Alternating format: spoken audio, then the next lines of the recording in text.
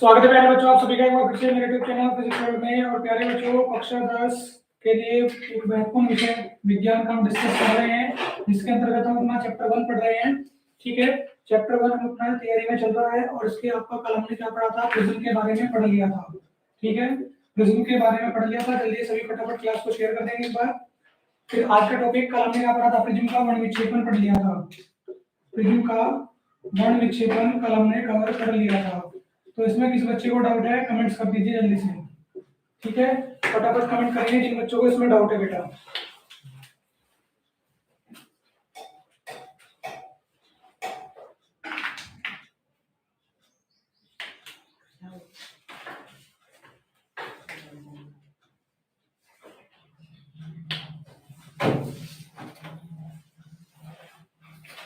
महाकाल हर्ष रामम, क्या Abbas, good morning बेटा, good morning. Class को शेयर कीजिए।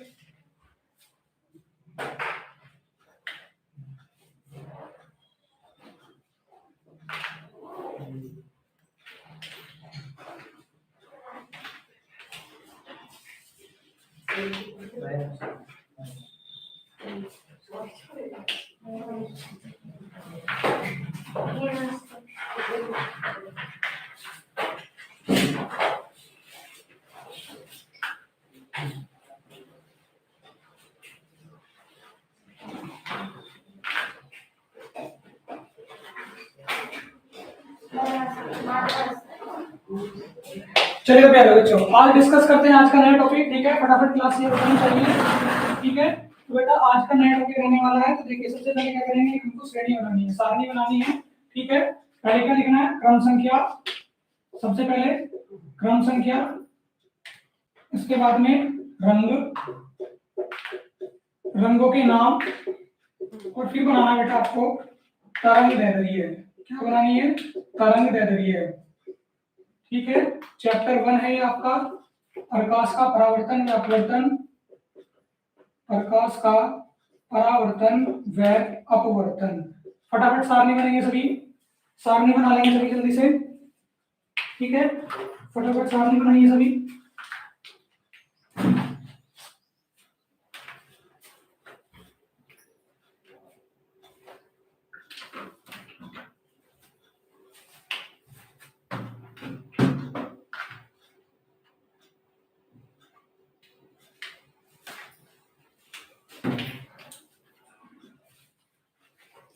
सारणी बना लीजिए, फिर आगे बढ़ते हैं बेटा। ठीक है,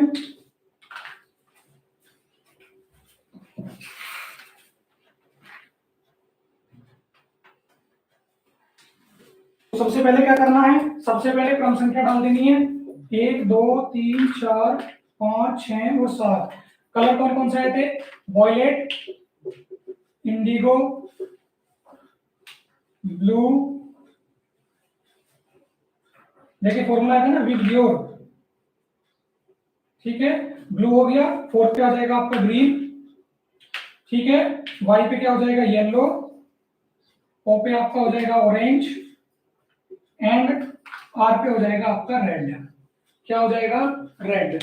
चलो जल्दी से बना लीजिए इसको, फिर लिखते हैं इसकी तरंग दैर्ध्य क्या होती है। ठीक है, तरंग दैर्ध्य की बात करेंगे, इसकी तरंग दैर्ध्य कितनी होती है और कैसे कैसे होती है। ठीक है बेटा,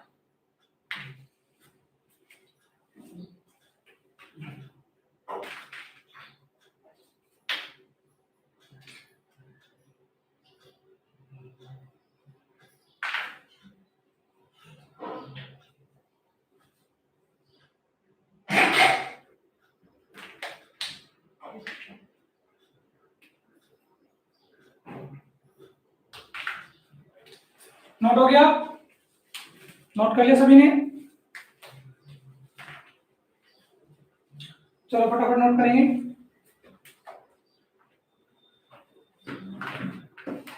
अर्जुन प्रजापति का बेटा,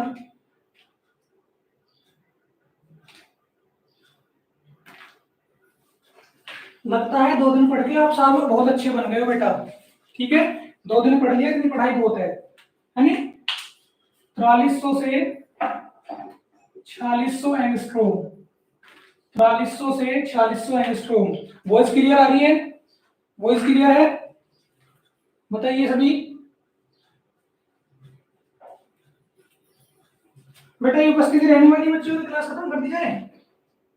अगर आप पढ़ने की इच्छुक नहीं हो तो फिर फायदा क्या क्लास लेने का, बताइए। नहीं, अगर आपका पढ़ने का मन नहीं है तो फिर बेटा क्लास बंद करते हैं।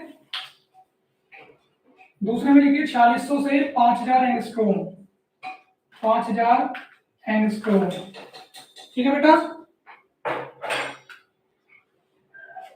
क्लियर।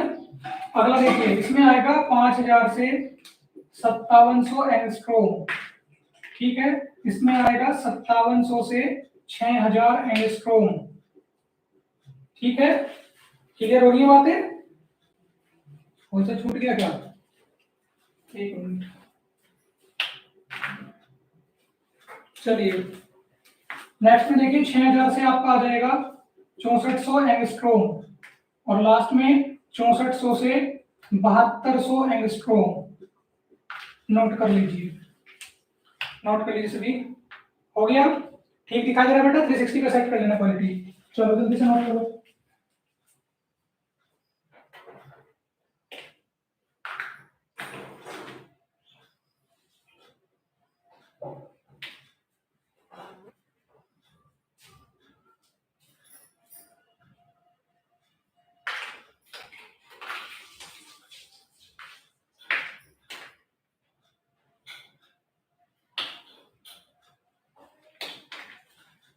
चलिए बेटा जल्दी से नोट करो, फिर पढ़ते हैं।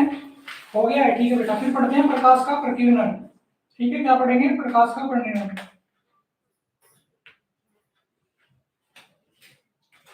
जल्दी से नोट करेंगे। आज बच्चे कहाँ बेटा क्लास के? आज से भी एब्सेंट है? हाँ बेटा रुके हुए हैं, बना लीजिए।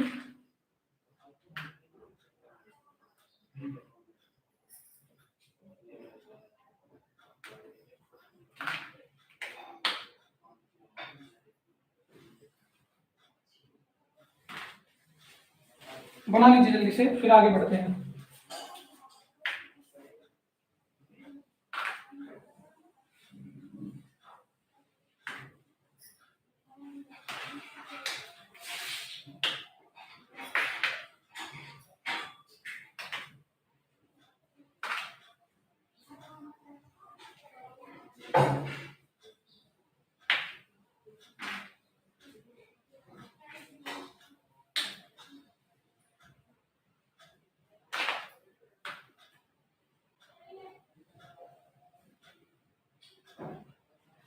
हो गया? नेक्स्ट हेडिंग देखिए बेटा, नेक्स्ट हेडिंग करते हैं। चलिए अगला प्रश्न देखते हैं। अगला प्रश्न है आपका इंद्रधनुष का बनना। इंद्रधनुष का बनना, ठीक है बेटा, इंद्रधनुष का बनना, ये आपका अगला टॉपिक। ठीक है बेटा, चलो डायग्राम देखिए। इसमें क्या डायग्राम बनेगा आपका? इसको मान लेते हैं कि आपकी पृथ्वी है। क्या मान लिया हमने इसको? पृथ्वी है। ठीक है, क्या है? हमारी पृथ्वी है। प्रकाश की किरण हमारी आई, पृथ्वी से टकराई, इसको क्या हुआ? अपवर्तन हुआ। इसको लिख देंगे प्रकाश किरण। क्या मान लेंगे बेटा? इसको मान लेंगे प्रकाश किरण।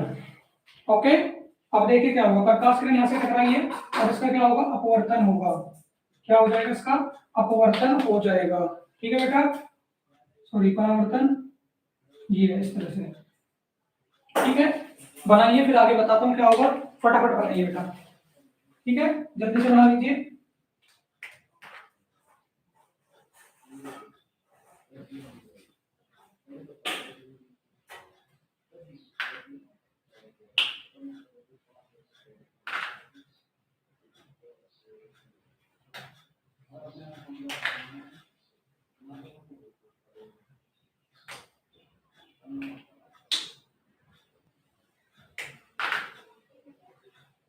नोट हो गया? नोट कर लिया सभी ने? नोट कर लिया सभी ने बेटा? ठीक है, तो देखो बेटा क्या होता है, जब हमारा क्या होता है, पृथ्वी पर क्या होता है, पृथ्वी के दो साइड लेके चलेंगे बेटा। एक साइड क्या मानेंगे पृथ्वी की? एक साइड धूप निकल रही है, क्या मानेंगे? ये हमारे अर्थ की दो साइड ले लेते हैं, एक साइड ये, एक साइड ये। ठीक है, तो क्या कह रहे हैं, एक साइड क्या हो रहा है, धूप निकल रही है और एक तरफ क्या हो रहा है, वर्षा हो रही है। ठीक है, एक तरफ क्या हो रहा है, वर्षा हो रही है। तो जब यहाँ से धूप निकल रही है तो यहाँ से प्रकाश किरण जाएगी। ठीक है, और जब ये वर्षा हो रही है यहाँ पे क्या होगा, पानी की बूंदे होंगी। पानी, भाई बारिश पड़ रही है तो पानी की बूंदे होना स्वाभाविक बात है। तो देखिए क्या हुआ, प्रकाश किरण यहाँ से होके जाएगी, प्रकाश किरण क्या होगा, यहाँ से होके जाएगी। ठीक है, और जो पानी की बूंदे इनसे टकराएगी। प्रकाश किरण कहां से होकर गई है, जहां पे धूप निकली हुई है, जहां पे क्या निकला हुआ, धूप निकली हुई है ये, और यहाँ से कहां जा रही है, पानी की बूंदों पे टकराएगी, और पानी की बूंदों पे टकराएगी तो उसका अपवर्तन होगा। और जब इनका अपवर्तन होगा, जब इनका अपवर्तन होगा तो क्या होगा, अपवर्तन होने के बाद ये होगा कि भाई ये विभिन्न विभिन्न रंगों के कई रंगों में टूट जाएगी, बहुत सारे रंगों में टूट जाएगी। और क्या रंग बन जाएगा हमारा, विविग्योर बन जाएगा। क्या बन जाएगा, विविग्योर, यानी कि इंद्रधनुष बन जाएगा। इस तरह से बनता है आपका इंद्रधनुष। ठीक है, यानी कि रेनबो। समझ आ गया, सभी को समझ आ गया। देखो क्या कहा है, एक तरफ धूप निकल रही है, एक तरफ बारिश हो रही है। तो जब इधर से धूप से प्रकाश किरण होके जाएगी और वर्षा की तरफ पहुंचेगी तो यहाँ पे क्या होगा, यहाँ पे पानी की बूंदे होंगी, पानी की बूंदों से प्रकाश किरण टकराएगी और विभिन्न रंगों में टूट जाएगी। ये क्या होगा, प्रकाश का अपवर्तन। समझ आ गया सभी को, समझ आ गया बेटा? किसी को डाउट है तो कमेंट करें, किसी को डाउट है तो कमेंट करें।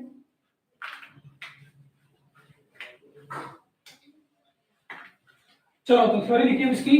देखो थ्योरी क्या बनेगी, मैंने क्या कहा था, देखो जब पृथ्वी पर एक तरफ बारिश हो रही होती है, एक तरफ बारिश हो रही होती है, बारिश हो रही हो, वह एक तरफ क्या हो बेटा, एक तरफ धूप निकली हो, एक तरफ धूप निकली हो तो क्या होगा, धूप निकली हो तो प्रकाश किरण, ठीक है बेटा, प्रकाश किरण वर्षा की बूंद से टकराएगी। ये तो समझाया था, प्रकाश किरण वर्षा की बूंद से टकराती है, वर्षा की बूंद से टकराती है, वर्षा की बूंद से टकराती है तथा विभिन्न रंग में, तथा पूर्ण यानी कि तथा आंतरिक परावर्तन के बाद, आंतरिक परावर्तन के बाद प्रकाश किरण विभिन्न रंगों में टूट जाती है, विभिन्न रंगों में टूट जाती है। ठीक है बेटा, विभिन्न रंगों में टूट जाती है। ठीक है, तो क्या होगा, इस तरह से इंद्रधनुष बनता है, इस प्रकार इंद्रधनुष बनता है, इस प्रकार इंद्रधनुष बनता है। ठीक है बेटा, और सभी बच्चे क्या करेंगे बेटा, एक काम करिए, अपनी क्वालिटी को, वीडियो क्वालिटी को 360 डिग्री पे सेट कर लीजिए, आपको बिल्कुल क्लियर दिखाई देगा बेटा। ठीक है, हाँ बेटा नोट कर लीजिए, बिल्कुल नोट कर लीजिए। हाँ सागर शर्मा, ठीक है बेटा। हाँ नहीं आ रहा बेटा, कमेंट करते रहना साथ के साथ। ठीक है, आज बच्चों की उपस्थिति कम है तो बेटा क्लास छोटी रखेंगे। ठीक है, बच्चों की उपस्थिति कम है तो क्या करेंगे, छोटी क्लास रखेंगे। उपस्थिति ज्यादा, कल क्या कह रहे थे सर 2 घंटे की क्लास लेना, मैं बेटा बिल्कुल ले लूंगा, बच्चों की उपस्थिति ज्यादा रखना। लेकिन हुआ क्या, उल्टा, बच्चों की उपस्थिति घट गई। यही तो होता है, 2 दिन पढ़ लेते हो, तीसरे दिन गायब हो जाते हैं। ऐसे थोड़ी काम चलता है बेटा, डेली आना पड़ता है क्लास में। नोट करो फटाफट।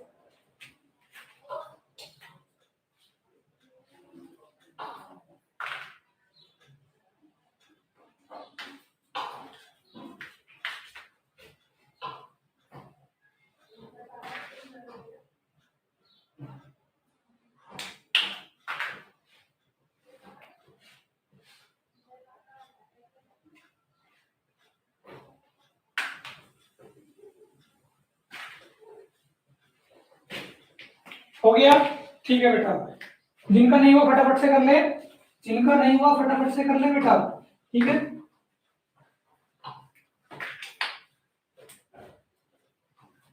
और जिनका हो गया बेटा वो हेडिंग बना ले, जिनका हो गया है हेडिंग बना लीजिए।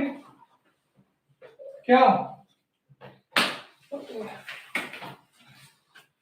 प्रकाश का प्रकीर्णन, प्रकाश का प्रकीर्णन। ठीक है बेटा, क्या हेडिंग डालनी है, प्रकाश का प्रकीर्णन। अब इसकी बात करेंगे ये क्या होता है। ठीक है, प्रकाश के प्रकीर्णन की बात करेंगे, ये क्या होता है इसको पढ़ेंगे। ठीक है बेटा, प्रकाश का प्रकीर्णन क्या होता है ये पढ़ने वाले हैं। क्लास को शेयर करते रहिए बेटा, क्लास में उपस्थिति ज्यादा से ज्यादा अपनी दर्ज कराइए। अगर क्लास में बच्चों की संख्या कम लगेगी तो बेटा मैं 12 बजे क्लास खत्म कर दूंगा। ठीक है, बच्चों की संख्या बढ़ेगी तो बच्चों की क्लास आपकी 12:30 हो जाएगी, वरना मैं आपकी 12 बजे क्लास खत्म कर दूंगा बेटा। ठीक है, देखो बेटा प्रकाश का प्रकीर्णन क्या होता है इसकी बात कर लेते हैं।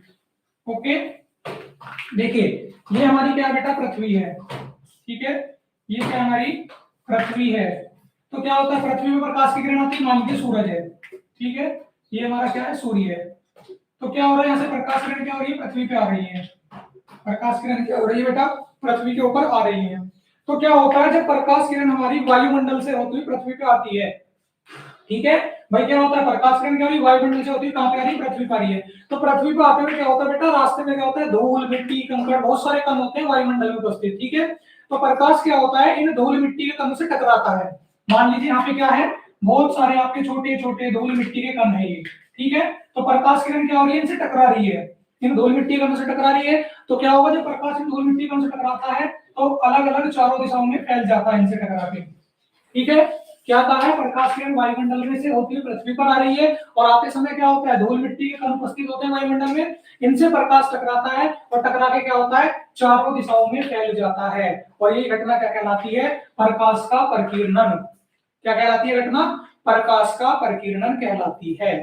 ठीक है बेटा, क्लियर हो गया सभी को या डाउट है? सभी को क्लियर हुआ है या डाउट हुआ है? अगर डाउट है तो बेटा कमेंट करें क्या तो पास कह रहे हैं सर। ठीक है बेटा, अगर आपको क्लियर है तो चलिए तो थ्योरी नोट कर लीजिए। देखिए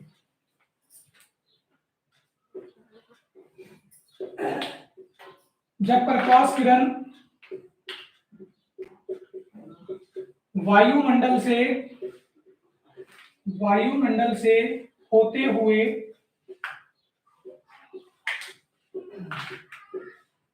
पृथ्वी पर पहुंचती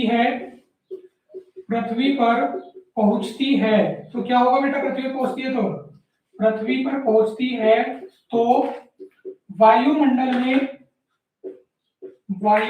में उपस्थित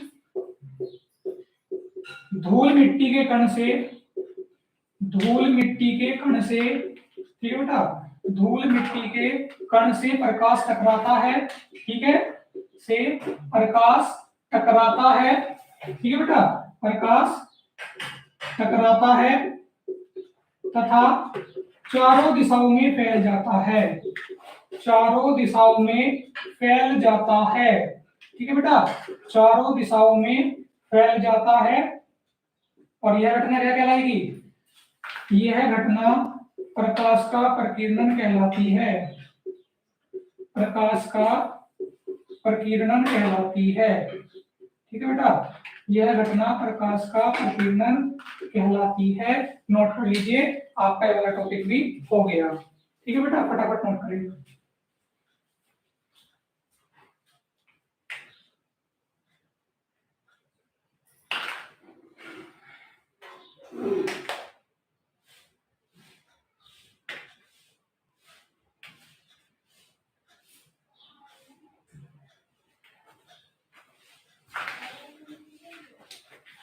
नोट कर लेंगे सभी फटाफट से।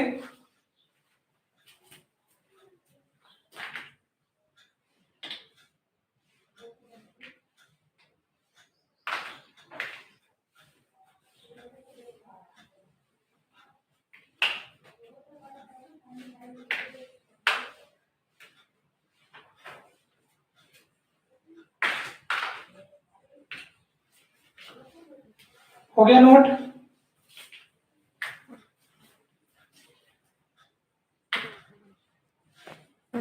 ठीक है बेटा, जिनका हो गया है देखो बेटा आपका सबसे मोस्ट इंपोर्टेंट क्वेश्चन है। ठीक है, बहुत ही इंपोर्टेंट क्वेश्चन है, आपको ये पेपर में जरूर मिलेगा। ये नहीं मिलेगा तो एक और मिलेगा जो भी कराने वाला हूं। सूर्य उदय व अस्त के समय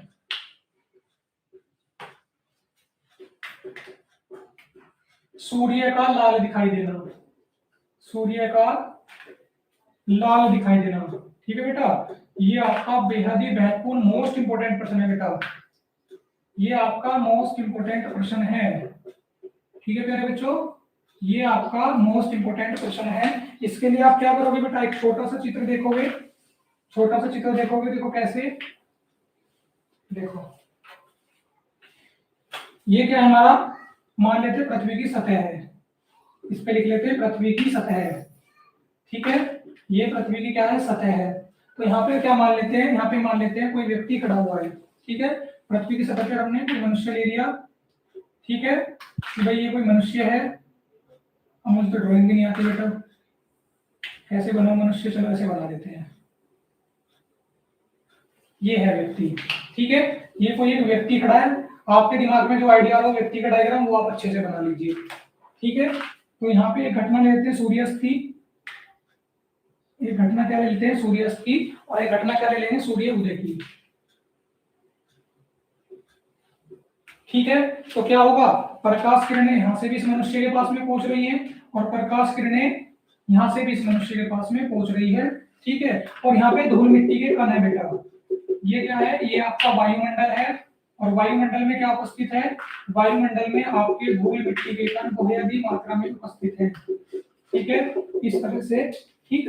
तो क्या होगा, देखिए जो हमारे, अब देखो प्रकाश में कौन कौन सी किरणें होती है, 7 रंगों की किरणें होती है विविध ऊर्जा की, जो कि आपको बताया था, violet, indigo, blue, red, green, orange, yellow, ठीक है। तो क्या होता है बेटा, इसमें ये होता है कि जो हमारा नीला और बैंगनी रंग का प्रकाश है, ठीक है, नीला और बैंगनी रंग का प्रकाश जो है, इनका प्रकीर्णन कम होता है, क्या होता है, नीले और बैंगनी रंग का प्रकीर्णन जो होता है वो कम होता है। तो इस कारण क्या होता है, देखो जो सूरज से पृथ्वी पर किरणें आती है ना, जो सूरज से पृथ्वी पर किरणें आती हैं वे बहुत ज्यादा दूरी तय करके आती हैं, ठीक है, बहुत ही ज्यादा दूरी तय करके वे यहाँ पर पहुंचती हैं, ठीक है। तो क्या होता है, इनका प्रकीर्णन सबसे कम होता है ना, नीला और बैंगनी प्रकाश का, तो क्या होता है, वे किरणें तो अलग हट जाती हैं, और क्या होता है, हमारी आंख में केवल लाल रंग पहुंचता है क्योंकि इसका प्रकीर्णन अधिक होता है, ठीक है, लाल रंग की किरणें हमारी आंखों में पहुंचती है, और क्या होता है, उदय अवस्था समय इसलिए हमें सूरज लाल दिखाई देता है, ठीक है बेटा, समझ आ गया सभी को, ठीक है बेटा।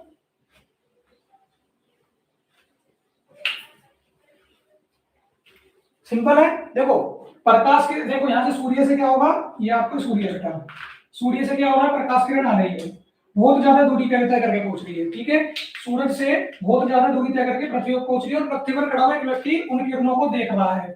तो क्या होता है, ये होता है जो नीला और बैंगनी रंग होता है इसका प्रकीर्णन अधिक है, और लाल रंग का प्रकीर्णन कम है, ठीक है, नीले का और बैंगनी का क्या है, इसका तो प्रकीर्णन अधिक है और लाल का कम है। तो क्या होगा, नीला और बैंगनी रंग तो निकल जाएगा, केवल लाल रंग बचेगा, और लाल रंग की किरणें हमारी आंखों में पहुंचेगी, तो इसलिए हमें सूर्य उदय के समय लाल दिखाई देगा। डायग्राम हो गया सभी का, डायग्राम बना लिया सभी ने, चलो तो बेटा थ्योरी लिखिए, चलिए थ्योरी बनाते हैं, देखो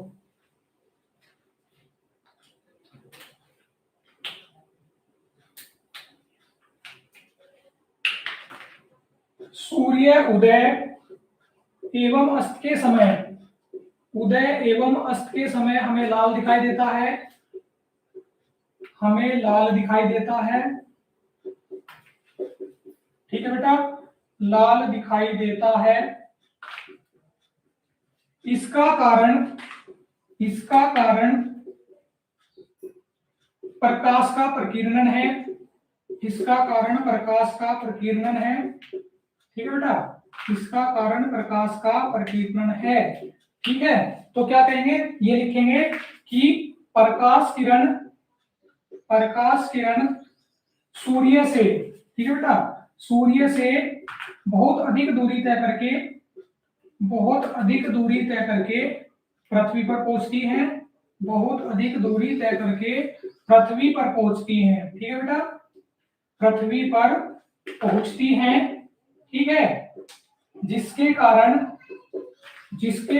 वायुमंडल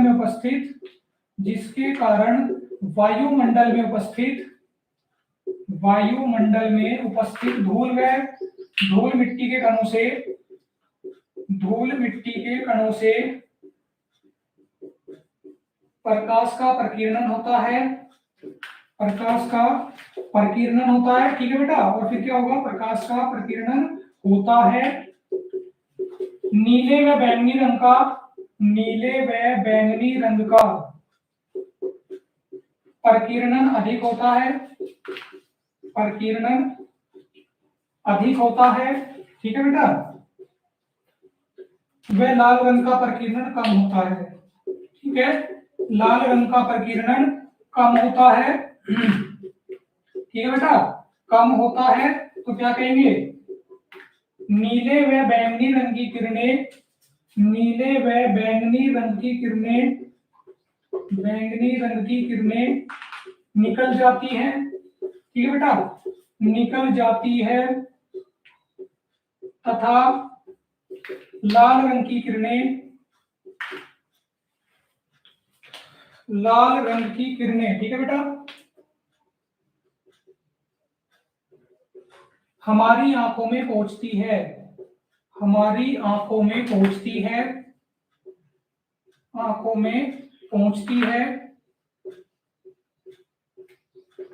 इसलिए सूर्य उदय व अस्त के समय लाल दिखाई देता है, सूर्य उदय व अस्त के समय, उदय व अस्त के समय लाल दिखाई देता है, ठीक है बेटा, लाल दिखाई देता है। चलो बेटा नोट करें जल्दी से, नोट कर लेंगे,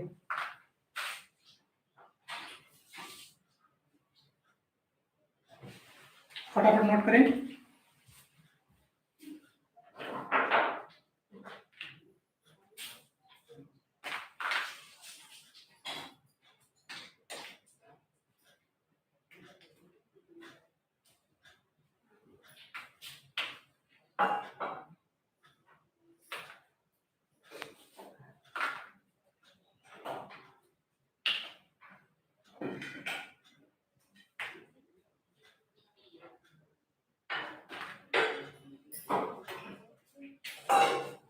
नोट हो गया, नोट हो गया सभी का,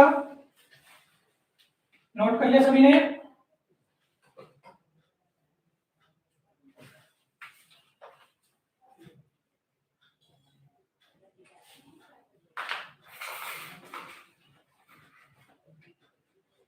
जल्दी से कर लो तो बेटा,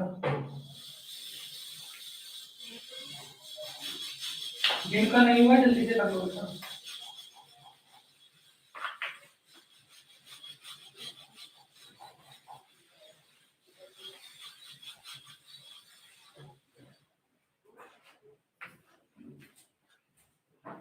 जिनका हो गया वो हेडिंग डाल लीजिए। एक और मोस्ट इंपोर्टेंट क्वेश्चन बेटा, ये भी बहुत इंपोर्टेंट क्वेश्चन है, क्या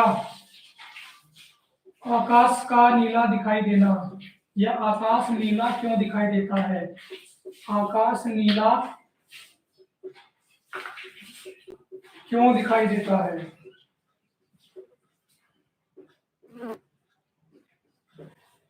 नोट करेंगे सभी बच्चे, ये वाला प्रश्न भी बहुत ही महत्वपूर्ण है बेटा। देखो इसका प्रश्न भी इसी वाले में छुपा हुआ है, इसमें देखो क्या कहा था, नीले व बैंगनी रंग का प्रकीर्णन अधिक होता है, ठीक है, नीले और बैंगनी रंग का प्रकीर्णन क्या होता है बेटा, नीले और बैंगनी रंग का प्रकीर्णन अधिक होता है, कितना, ये मानेंगे कि जो नीले और बैंगनी रंग का प्रकीर्णन है वो क्या होगा, वो लाल रंग से 16 गुना अधिक प्रकीर्णन होगा, यानी कि धूल मिट्टी कणों से, धूल मिट्टी कणों से जो हमारा टकरा रहा है, ठीक है, प्रकाश जो हमारा टकरा रहा है उसमें से क्या होगा, नीले और बैंगनी रंग की जो किरणें हैं वो क्या होंगी, वो लाल की अपेक्षा धूल मिट्टी कणों 16 गुना ज्यादा टकराएंगी, ठीक है, 16 गुना ज्यादा टकराएंगी, तो क्या होगा, नीला रंग जब भाई टकराएगा तो क्या होगा, भाई मान लीजिए आपने दीवार पे ऐसे पानी फेंका, तो जब पानी दीवार से फेंके यहाँ पे टकराएगा तो क्या होगा, चारों तरफ फैल जाएगा, देखा होगा नॉर्मल आपने सभी ने कि पानी कभी तो फेंका होगा आपने, ऐसे पानी फेंका टकराएगा और चारों तरफ फैल जाएगा, ऐसे क्या होता है, नीले और जो बैंगनी रंग की किरणें हैं वो क्या होती है, 16 गुना ज्यादा फैलती है लाल रंग की अपेक्षा, तो केवल क्या होता है, आंखों में हमारे नीला रंग पहुंचता है और हमें सूर्य को, आकाश कैसा दिखाई देता है, आसमान हमें नीला दिखाई देता है, ठीक है बेटा, समझ आ गया सभी को, समझ आ गया सभी को, क्लियर हो गया बेटा सभी को, चलो जिसको नहीं हुआ बेटा कमेंट करें, जिसको नहीं हुआ है वो कमेंट्स करें जल्दी से, किसी भी क्लियर नहीं हुआ है,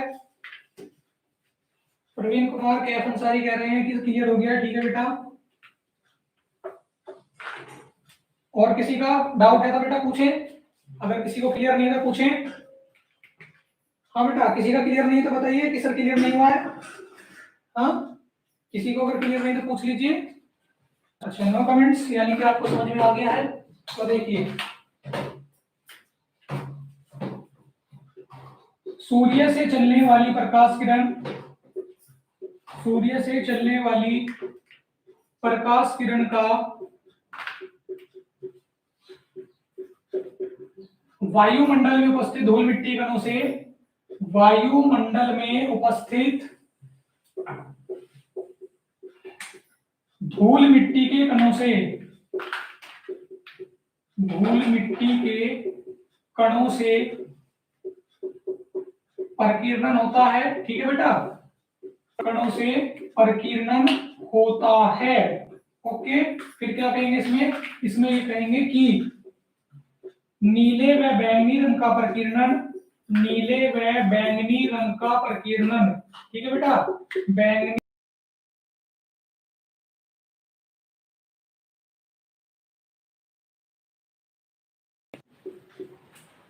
एक मिनट बेटा, चलिए, 16 गुना अधिक होता है।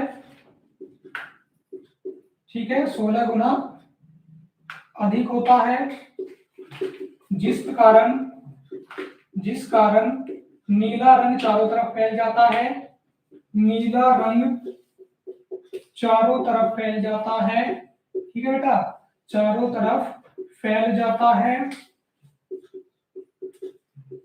तथा आकाश हमें नीला दिखाई देता है। या ऐसे लिख लीजिए, इस कारण आकाश हमें नीला दिखाई देता है। बेटा 2 से 3 नंबर में दोनों प्रश्न बहुत इंपॉर्टेंट है। या तो आकाश नीला क्यों दिखाई देता, या धनुष क्यों बनता है, या सूर्य हमारा लाल क्यों दिखाई देता है। इस कारण आकाश हमें नीला दिखाई देता है बेटा, नीला दिखाई देता है। नोट कर लें सभी, नोट करें सभी।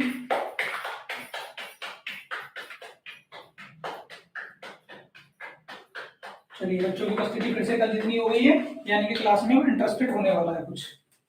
ठीक है बेटा,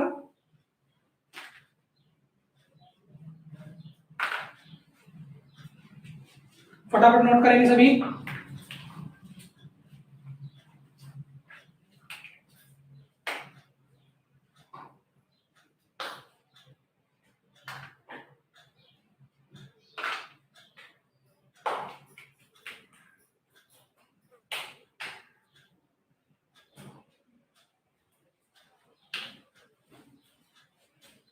नोट हो गया है, नोट हो गया, ठीक है बेटा। चलिए, इसके बाद में देते हैं एक और इंपॉर्टेंट क्वेश्चन। एक और इंपॉर्टेंट क्वेश्चन क्या, एक और इंपॉर्टेंट क्वेश्चन ये बेटा, खतरे का सिग्नल, खतरे का सिग्नल यानी कि ट्रैफिक लाइट की बात करें बेटा, लाल क्यों होता है, लाल क्यों होता है। ठीक है बेटा, लाल क्यों होता है, यानी कि डेंजर कलर जो है वो रेड क्यों माना गया है। नोट नहीं हुआ बेटा, जल्दी से कर लो तो फिर। ठीक है बेटा, फटाफट नोट करो, ज्यादा समय ना लगाएं, जल्दी जल्दी नोट करें बेटा।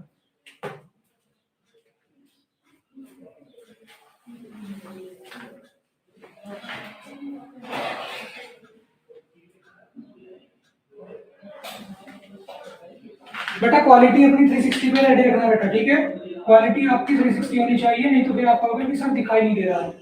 ठीक है बेटा, क्वालिटी आपकी 360 होनी चाहिए।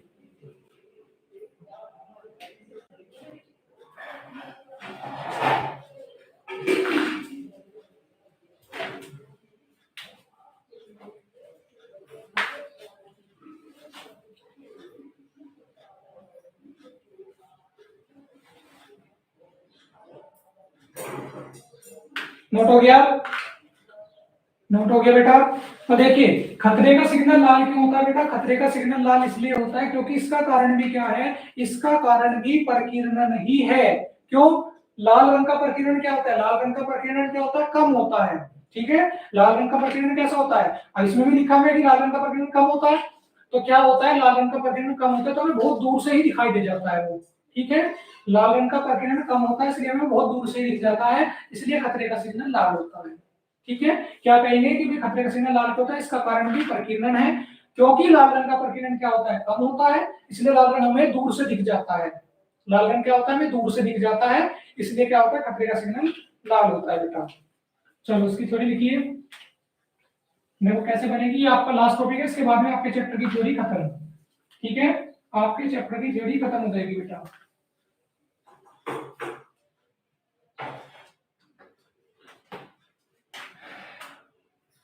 कल कौन सा चैप्टर करेंगे, कल वो वाला चैप्टर करेंगे बेटा। अच्छा पहले तो न्यूमेरिकल करेंगे, न्यूमेरिकल के बाद करेंगे केमिस्ट्री का चैप्टर 1। ठीक है, फिर केमिस्ट्री का चैप्टर 1 स्टार्ट कर देंगे बेटा। देखिए इसका कारण भी प्रकीर्णन होता है, ऐसे लिखेंगे, इसका कारण भी प्रकीर्णन होता है। ठीक है, इसका कारण भी प्रकीर्णन होता है। ठीक है, तो क्या लिखेंगे, लाल रंग का प्रकीर्णन, लाल रंग का प्रकीर्णन सबसे कम होता है, सबसे कम होता है, इसलिए यह दूर से दिखाई दे जाता है, इसलिए यह दूर से दिखाई दे जाता है, दिखाई दे जाता है,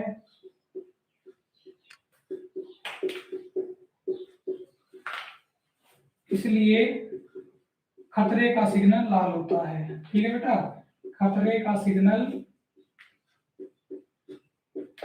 लाल होता है।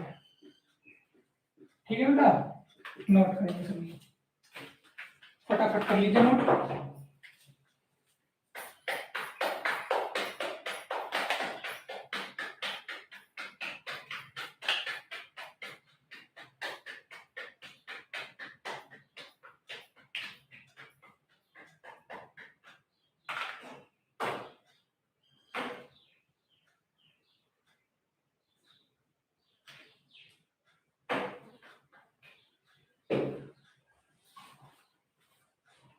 नोट कर लिया सभी ने, फटाफट कर लेंगे बेटा। इसके बाद हमें क्या करना है, हमें न्यूमेरिकल भी करने हैं बेटा। अच्छा बेटा मेरे याद आ गया, एक आपका फॉर्मूला रह गया है। प्रिज्म के अपवर्तनांक का सूत्र रह गया बेटा, एक और नोट करना है, जब जाके आपकी थ्योरी खत्म होगी, वो मेरे ध्यान नहीं रहता, वो मैं अब लिखवा देता हूँ।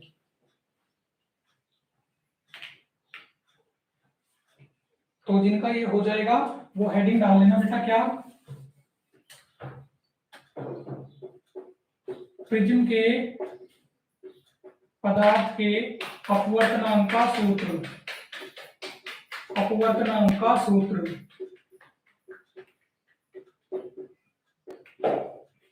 और प्यारे बच्चों अब एक बात बताना चाहता हूं, अब आपका सबसे महत्वपूर्ण चीज जो है इस चैप्टर की, यानी कि न्यूमेरिकल आंकिक प्रश्न को बच्चों को नहीं आते, बहुत दिक्कत होती है, वो मैं अब सिखाने वाला हूं। तो प्लीज कृपया करके क्लास में ज्यादा से ज्यादा संख्या में उपस्थित हो जाएं। ठीक है, अगर आप क्लास में नहीं होते तो बेटा न्यूमेरिकल आपके छूट जाएंगे, फिर आप न्यूमेरिकल नहीं सीख पाओगे। ठीक है, तो देखिए प्रिज्म के पदार्थ का फॉर्मूला नोट कर लीजिए अपवर्तनांक का, ये होता है बेटा आपका n is equal to sine a plus delta m by 2 बटे साइन a बाई 2। ठीक है, ये वाला फॉर्मूला आप नोट कर लीजिए। ठीक है, जहां a इज इक्वल टू क्या है बेटा, a इज इक्वल टू मैंने आपको कल पढ़ाया था प्रिज्म कोण, क्या पढ़ाया था, प्रिज्म कोण। ठीक है बेटा, और डेल्टा m क्या पढ़ाया था, डेल्टा m आपको पढ़ाया था विचलन कोण, क्या पढ़ाया था, विचलन कोण। नोट करें सभी बच्चे, नोट कर लो बेटा, a is equal to prism कोण और delta m is equal to विचलन कोण आपको पढ़ाया था बेटा, फटाफट नोट करेंगे, फिर न्यूमेरिकल पे आते हैं बेटा। ठीक है, फिर न्यूमेरिकल की बात करेंगे।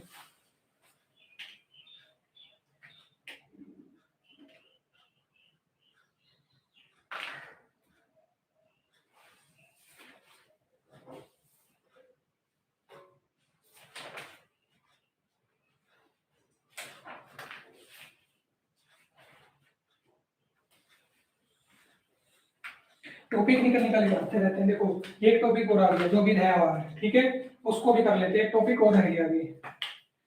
ठीक है, फटाफट इसको नोट करें आप।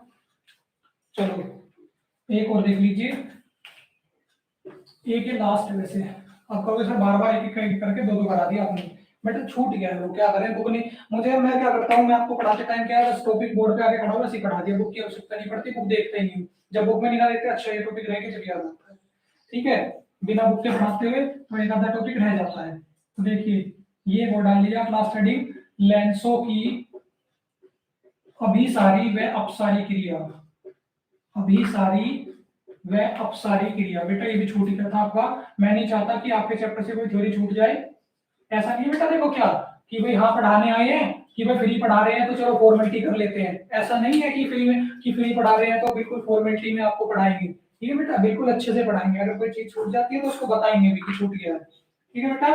तो इसके लिए पहले आप क्या करोगे, पहले आप हेडिंग डालोगे अभिसारी क्रिया, अभिसारी क्रिया, ठीक है बेटा, पहले इसकी बात करेंगे कि अभिसारी क्रिया क्या होती है लेंसों की, ठीक है बेटा, कि लेंसों की अभिसारी क्रिया क्या होती है। विष्णु पारस गुड मॉर्निंग बेटा, क्लास का समय बेटा मॉर्निंग के 7 बजे, सुबह सॉरी माफ कीजिएगा, सुबह 11 बजे होता है बेटा, सुबह 11 बजे से होती है क्लास बेटा, आप इतना लेट आए हो, आज मैंने बहुत ही इंपॉर्टेंट मोस्ट इंपॉर्टेंट प्रश्न जो है 2 से 3 नंबर में पूछे जाने वाले वही करा दिए, और अब आप लेट आए हो, छूट गया बेटा, नुकसान हो गया ना, समय से आ जाते तो क्या रहता बेटा। तो देखिए पहले इसमें आप एक चित्र बना लीजिए, ये है आपका तल लेंस, ये हो गई इसकी मुख्य अक्ष, क्या हो गई मुख्य अक्ष, और मुख्य अक्ष के समांतर हमारी प्रकाश किरणें जा रही है, ये बात हम मान लेंगे, ठीक है, मुख्य अक्ष कैसी जा रही है, समांतर जा रही है प्रकाश किरण, ठीक है, प्रकाश किरण कैसी जा रही है, मुख्य अक्ष के समांतर, ये आपकी मुख्य अक्ष हो गई, ये देखिए बेटा,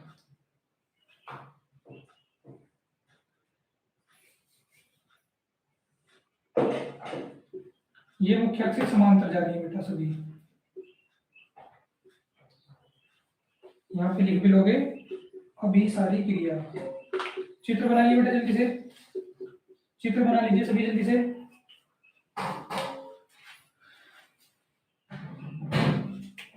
बेटा डेली सुबह 11 बजे चल रही है, जब से आपकी स्कूल की छुट्टी है डेली सुबह 11 बजे से क्लास चलती है बेटा, मैं ग्रुप में सेंड भी करता हूँ नोटिफिकेशन, ठीक है, सुबह 11 बजे क्लास है, मैसेज भी लिखता हूँ सुबह 11 बजे क्लास है, सुबह 11 बजे क्लास है, फिर भी बच्चे लेट आते हैं बेटा, बताइए इससे ज्यादा मैं क्या कर सकता हूँ बेटा, स्टेटस लगा देता हूँ, बच्चों के पास में शेयर कर देता हूँ, और उनको बोलता हूँ अपने दोस्तों को, डेली क्लास में भी कहता हूँ बेटा कि सुबह 11 बजे क्लास है, सुबह 11 बजे क्लास है, लेकिन सब लेट आते हैं, तो बेटा क्या करें बताइए।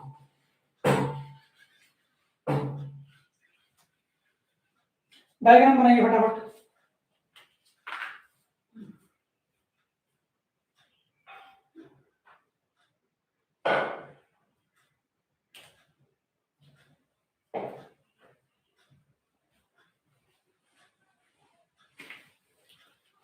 हो गया डायग्राम।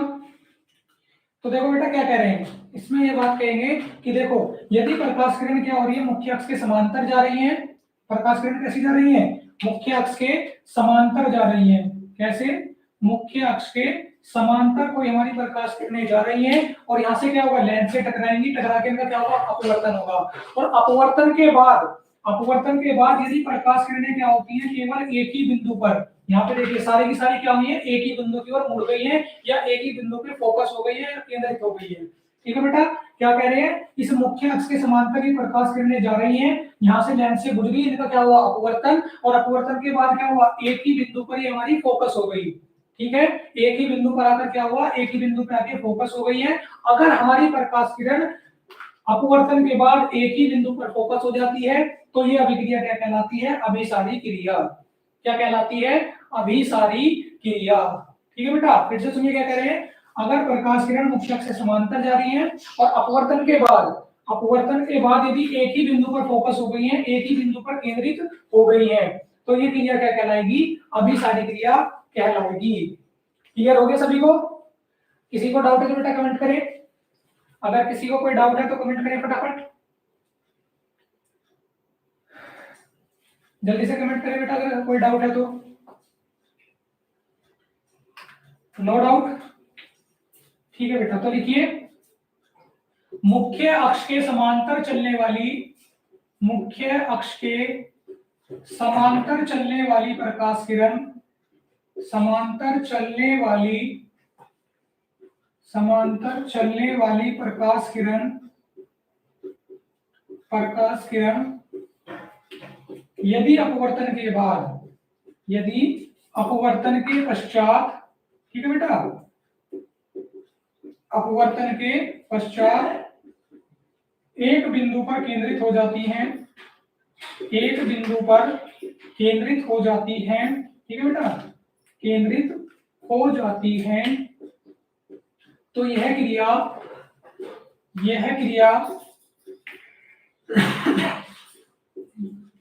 अभिसारी क्रिया कहलाती है। ठीक है बच्चों, अभिसारी क्रिया कहलाती है।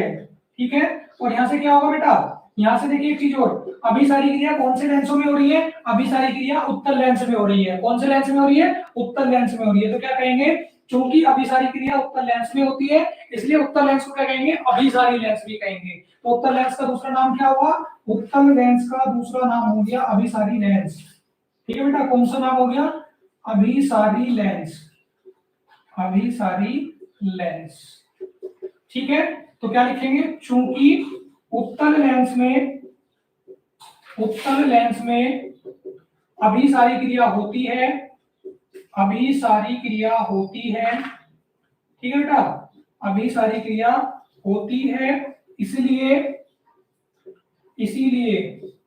उत्तल लेंस को क्या कहेंगे बेटा, अभिसारी लेंस कहते हैं। क्या कहेंगे, अभिसारी लेंस कहते हैं। नोट कर लेंगे बेटा सभी, ठीक है, नोट कर लेंगे। ये हो गई अभिसारी क्रिया। फिर बात करते हैं कि अपसारी क्रिया क्या होती है। ठीक है, पहले इसको नोट करें।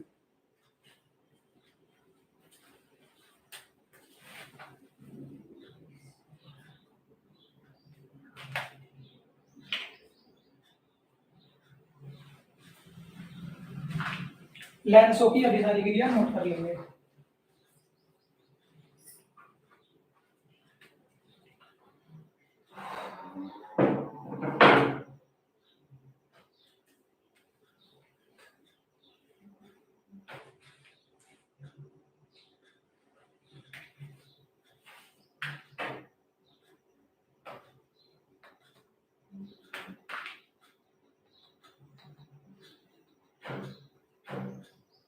हो गया नोट, कर लिया सभी ने।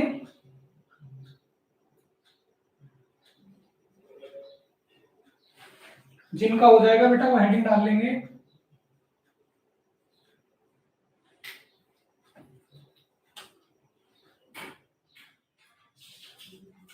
अपसारी क्रिया, ठीक है, फटाफट नोट कर लेंगे पहले इसको, फिर हेडिंग डाल लेंगे अपसारी क्रिया। ठीक है मेरे बच्चों,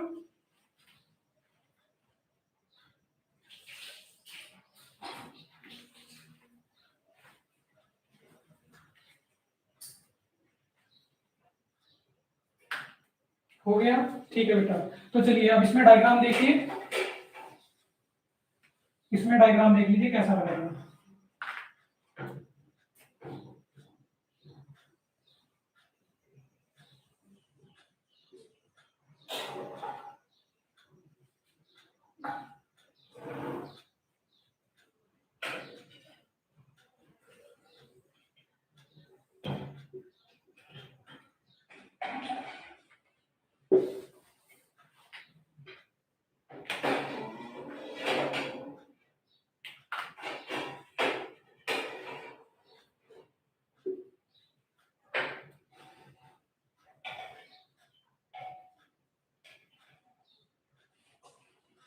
चलो बेटा बनाइए डायग्राम जल्दी से, फिर बताता हूँ अपसारी क्रिया क्या होती है। ठीक है, फिर जिक्र करते हैं कि अपसारी क्रिया क्या होती है।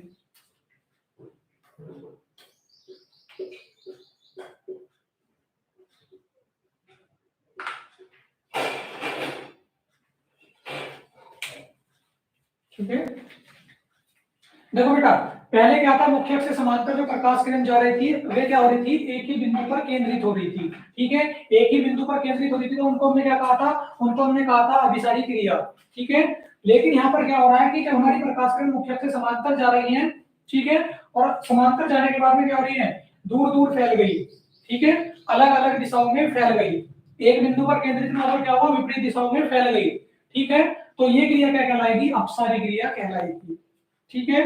तो मुख्य अक्ष से समांतर गई है प्रकाश किरण, लेकिन क्या हुआ, एक ही बिंदु पर केंद्रित ना होकर क्या हुआ, विपरीत दिशाओं में फैल गई है, ठीक है, विपरीत दिशाओं में फैल गई है, तो ये क्रिया क्या कहलाएगी, अपसारी क्रिया। और चूंकि लेंस कौन सा है, अवतल लेंस है, ठीक है, अवतल लेंस में ये अभिक्रिया हो रही है, तो देखिए अवतल लेंस का दूसरा नाम क्या हो गया, अपसारी लेंस, अपसारी लेंस। समझ आ गया सभी को?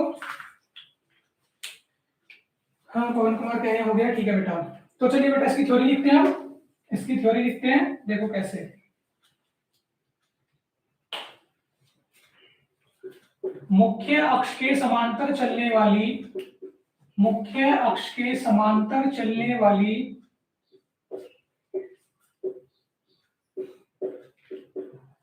प्रकाश किरण, प्रकाश किरण अपवर्तन के बाद, अपवर्तन के बाद विपरीत दिशाओं में फैल जाती है, विपरीत दिशाओं में फैल जाती है, ठीक है बेटा, फैल जाती है, तो यह क्रिया, तो यह क्रिया अपसारी क्रिया कहलाती है, यह क्रिया अपसारी क्रिया कहलाती है, ठीक है बेटा, अपसारी क्रिया कहलाती है।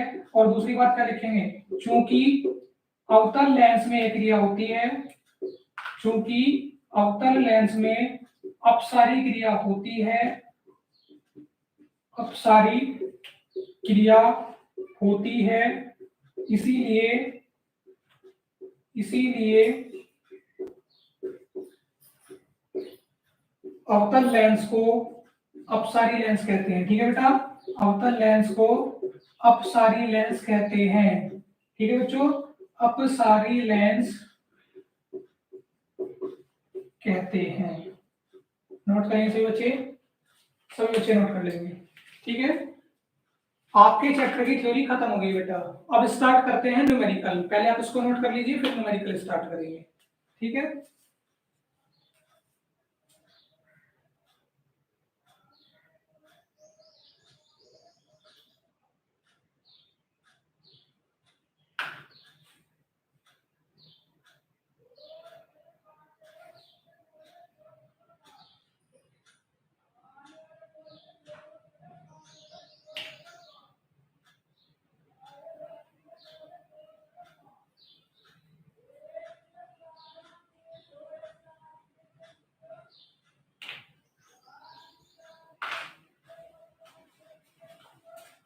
नोट करें सभी।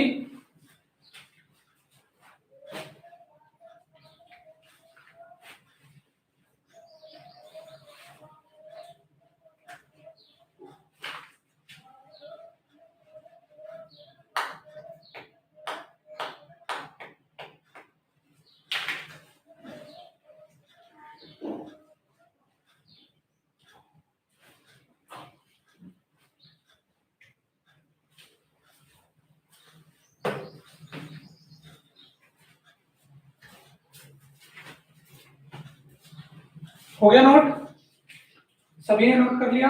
अब बेटा अंकित प्रश्न चलेंगे, देखो प्लीज क्लास छोड़ के मत जाना बेटा, यही सबसे महत्वपूर्ण चीज होती है जो आपको करना होता है, ठीक है। अगर आपने अंकित प्रश्नों पर, हो गया ठीक है, अगर आपने अंकित प्रश्नों पर क्लास छोड़ दी बेटा तो आप अंकित प्रश्न नहीं सीख पाओगे, ठीक है, अंकित प्रश्न आप अपना नहीं सीख पाओगे। तो बेटा ध्यान से समझना है सभी को अपने अंकित प्रश्न। पहले मैं आपको तरीका सिखाता हूँ बेटा अंकित प्रश्न होते कैसे हैं, ठीक है, आंकिक प्रश्नों का मैं तरीका बता देता हूँ बेटा। चलो पहले हेडिंग डाल लेंगे आंकिक प्रश्न यानी कि न्यूमेरिकल, इनका मैं पहले आपको तरीका बताऊंगा बेटा कि कैसे होते हैं, फिर इसको सोल्व करेंगे। आंकिक प्रश्न आज एक दो ही न्यूमेरिकल कराऊंगा क्योंकि बच्चों की संख्या अभी भी कम है, अगर कल ज्यादा होती है तो फिर ज्यादा न्यूमेरिकल डिस्कस हो पाएंगे, ठीक है। तो अभी क्या सीखते हैं, पहले न्यूमेरिकल देखते हैं होते कैसे हैं न्यूमेरिकल, ठीक है बेटा, तरीका सीखते हैं। तो देखिए मान लीजिए हमारे पास कोई प्रश्न ये दिया गया है, क्या 20 सेंटीमीटर फोकस दूरी वाले, 20 सेंटीमीटर फोकस दूरी वाले किसी अवतल दर्पण से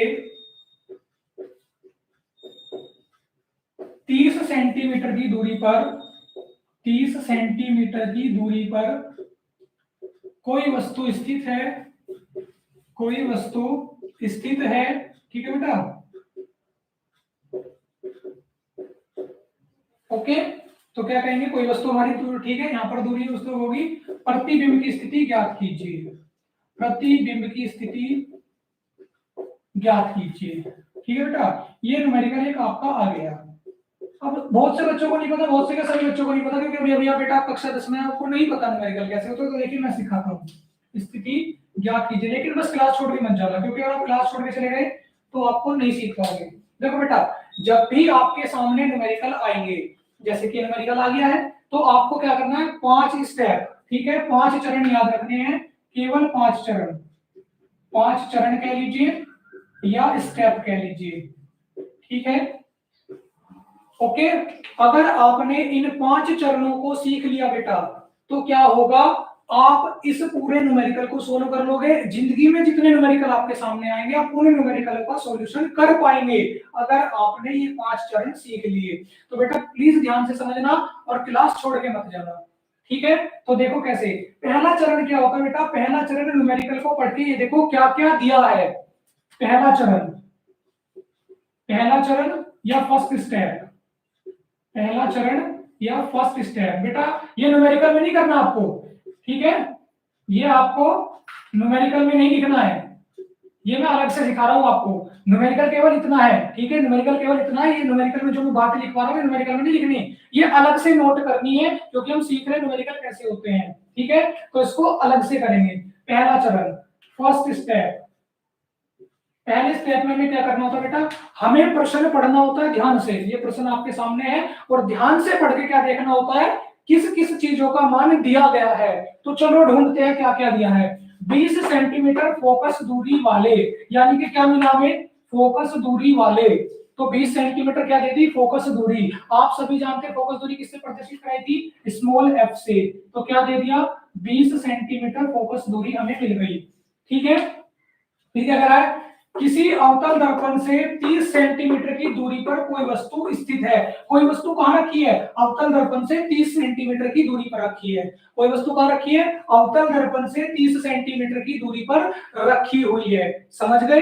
तो देखिए बेटा क्या होगा, ये हो गई आपकी वस्तु की दूरी। वस्तु की दूरी को हमने क्या लिखा था, u is equal to 30 centimetre, ठीक है बेटा। ये हो गया आपका पहला चरण, ठीक है।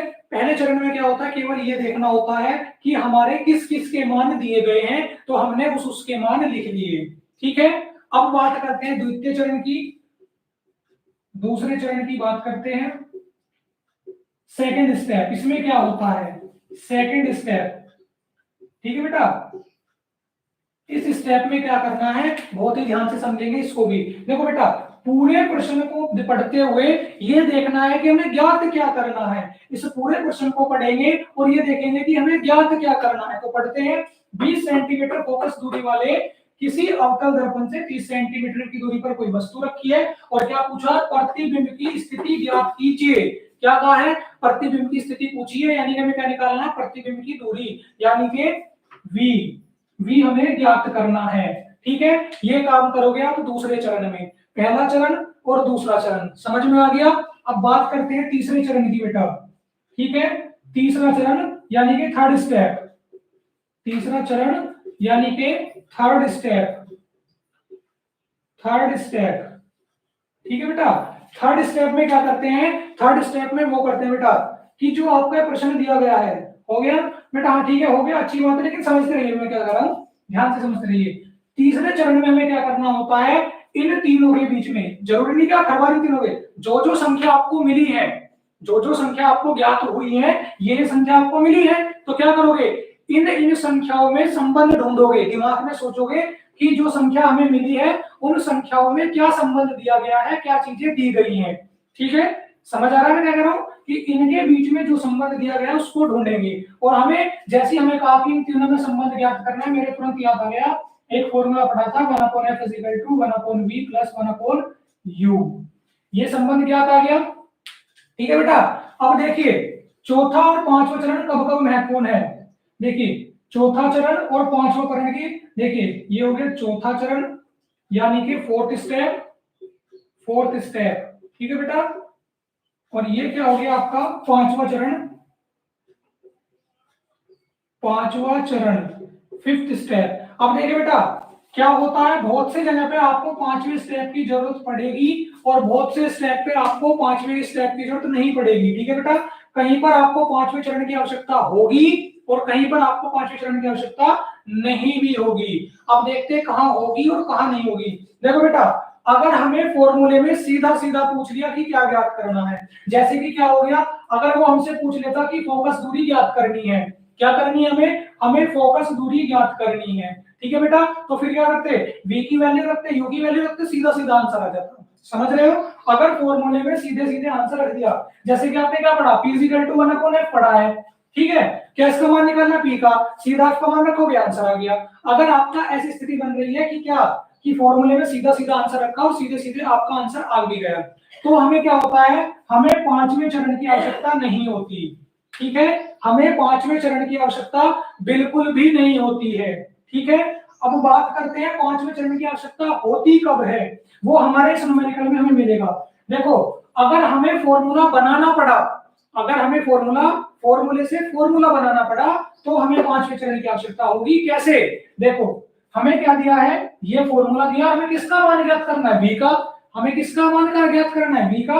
तो देखिए हम क्या देख पा रहे हैं, हमारे पास फॉर्मूला तो f का है लेकिन ज्ञात करना किसको है, v को। तो देखो फॉर्मूला बनाते हैं, 1/v प्लस की चीज इधर भेज दी माइनस की हो जाएगी, तो 1/f माइनस के 1/v, ठीक है। तो हमने पांचवा फॉर्मूला, देखो पांचवें चरण में हमने फॉर्मूला बना लिया। अगर हमें फॉर्मूला बनाने की आवश्यकता पड़ेगी तो पांचवा चरण आएगा, फॉर्मूला बनाने की आवश्यकता नहीं पड़ी तो पांचवा चरण नहीं आएगा। ये 5 स्टेप होते हैं, जिन्होंने ये 5 स्टेप सीख लिए पूरे जीवन में कभी भी न्यूमेरिकल को नहीं भूलोगे और हमेशा न्यूमेरिकल सोल्व करके आओगे पेपर में। अब वो बच्चे कमेंट करें जिनको ये पांचों के पांचों चरण क्लियर नहीं हुए, समझ में नहीं आए, फटाफट कमेंट करें जिन बच्चों को पांचों चरण समझ में नहीं आए बेटा, जल्दी से कमेंट करेंगे।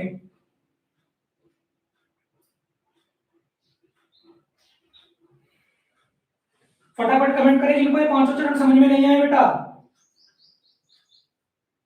जल्दी से बताएं किसको समझ नहीं आया। फिर न्यूमेरिकल सोल्व करना बेटा, फिर न्यूमेरिकल करेंगे। अच्छा फोर्थ वाला नहीं है बेटा, देखो फोर्थ वाले में क्या होता है बेटा, फोर्थ वाले में ये होता है कि फोर्थ वाले में अगर हमारा फॉर्मूला दिया गया है, उस फॉर्मूले में हमें क्या करना है, फॉर्मूले में हमें वैल्यू सीधे सीधे रख दी। जैसे कि क्या हुआ, अगर वो हमसे पूछता फोकस दूरी ज्ञात करनी है, क्या करनी है, फोकस दूरी ज्ञात करनी है, तो फॉर्मूला क्या है, फोकस दूरी का तो फॉर्मूला है। तो जिस चीज का फॉर्मूला है अगर वो ही पूछ ली तो हमें क्या होगा, चौथे चरण की आवश्यकता होगी, पांचवे की नहीं होगी।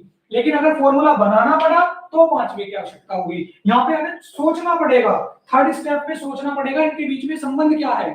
तीसरे चरण में अगर हमने सोच लिया, जो हमारा तीसरा चरण होता है वही हमें हिंट दे देगा कि पांचवे की आवश्यकता है या नहीं है। क्यों, क्योंकि इससे हमें क्या पता चलेगा, फॉर्मूला, और फॉर्मूले को देखते आप पता करोगे कि अगर सीधे सीधे मान रखना पड़ रहा है तो चौथा स्टेप आएगा, नहीं तो पांचवा भी हमें लेना पड़ेगा। क्लियर हो गया, क्लियर हो गया बेटा।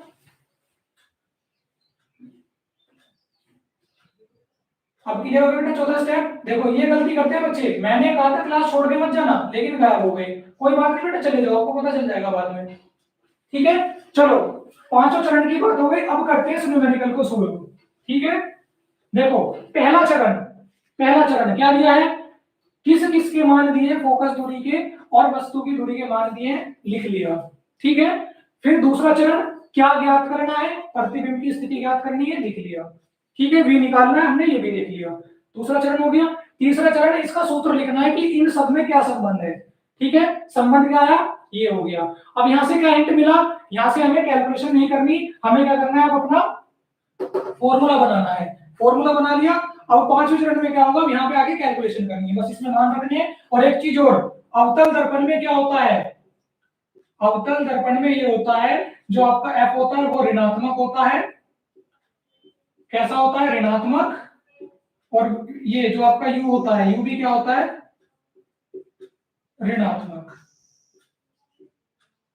ये क्या होता है, दोनों कैसे होते हैं आपके, ऋणात्मक होते हैं। ठीक है बेटा, दोनों कैसे होते हैं, ऋणात्मक। तो फॉर्मूला में मान रखते हैं 1/v is equal to 1/f, कितना दिया 20, यानी कि माइनस के 20, माइनस 1 बटे ये बेटा u आएगा। ठीक है, u दिया है तो देखिए u कितना 30 सेंटीमीटर, यानी कि माइनस के 30 सेंटीमीटर। बेटा बहुत से बच्चे क्या गलती करते हैं, बहुत से बच्चे गलती करते हैं, जैसे कि u का मान क्या होगा, माइनस लेना है, तो क्या सोचते हैं यहाँ माइनस आ रहा है, चलो ठीक है माइनस हो गया। नहीं बेटा, गलत हो जाएगा, इस तरह से लिखना पहले, फिर क्या करोगे, माइनस का 1/20 प्लस का माइनस माइनस क्या हो जाएगा, प्लस 1/30।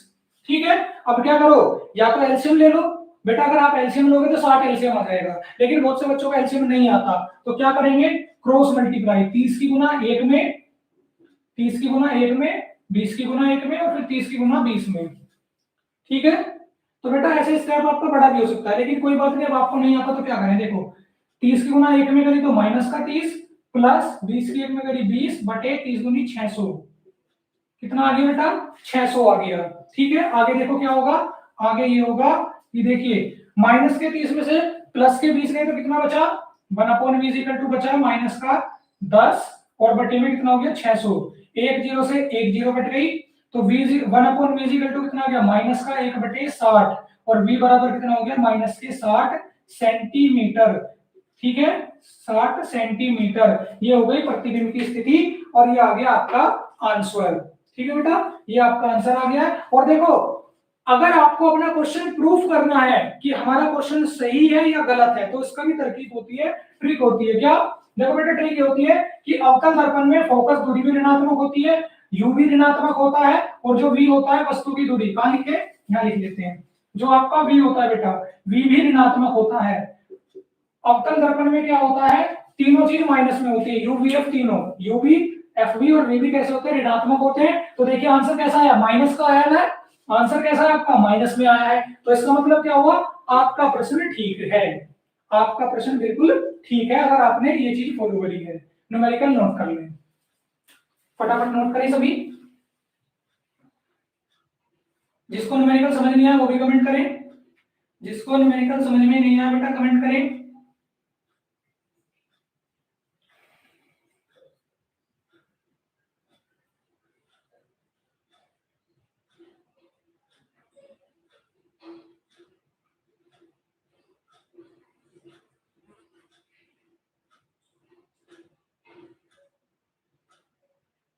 जल्दी से नोट कर लेना, समझ में आ गया तो बेटा, समझ आ गया है तो नोट कर लें।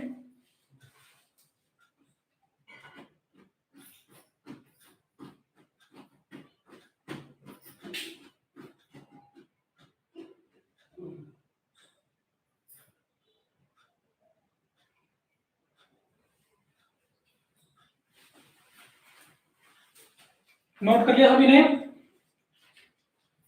सभी का नोट हो गया, सभी का नोट हो गया बेटा। चलो आप इसको नोट करें, तो मैं थोड़ा इसमें काम करता हूं। 30 सेंटीमीटर, 10 सेंटीमीटर, और दर्पण कैसा ले लेते हैं, उत्तल दर्पण ले लेते हैं। ठीक है बेटा, जल्दी नोट करें थोड़ा सा, ठीक है, अगर नहीं हुआ तो फटाफट नोट करेंगे बेटा, नोट नहीं हुआ तो जल्दी से नोट कर ले बेटा। ठीक है प्यारे बच्चों, कर लीजिए आप नोट।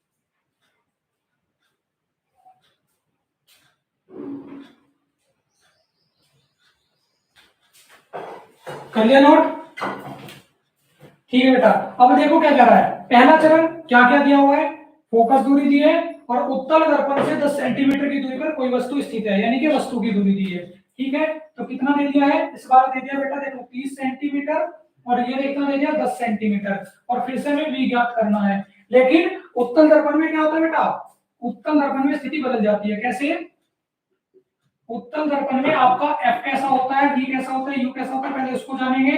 जब ये न्यूमेरिकल हो पाएगा। देखो उत्तल दर्पण में आपका फोकस यानी कि एफ क्या होता है, धनात्मक होता है। कैसा होता है, धनात्मक। ये चीजें ध्यान रखनी है। और वी भी कैसा होता है, धनात्मक होता है। वी भी कैसा होता है, धनात्मक होता है। ठीक है बेटा, लेकिन यू कैसा होता है आपका, ये ऋणात्मक होता है। यू कैसा होता है, ऋणात्मक होता है। ठीक है प्यारे बच्चों, यू कैसा होगा, ऋणात्मक होगा। तो देखिए हमें वी निकालना है, तो फॉर्मूला सेम यही, कौन से वाला, 1/f माइनस के 1/u। ठीक है बेटा, फॉर्मूले में वैल्यू रखें। चलो वैल्यू रखते हैं। f कैसा है, धनात्मक, और f का मान कितना है, 30 सेंटीमीटर। तो 1/30 माइनस के u कैसा होगा, ऋणात्मक, तो 1 मान कितना है, माइनस के 10। ठीक है, माइनस माइनस कैसा हो जाएगा बेटा, माइनस माइनस आपका हो जाएगा प्लस।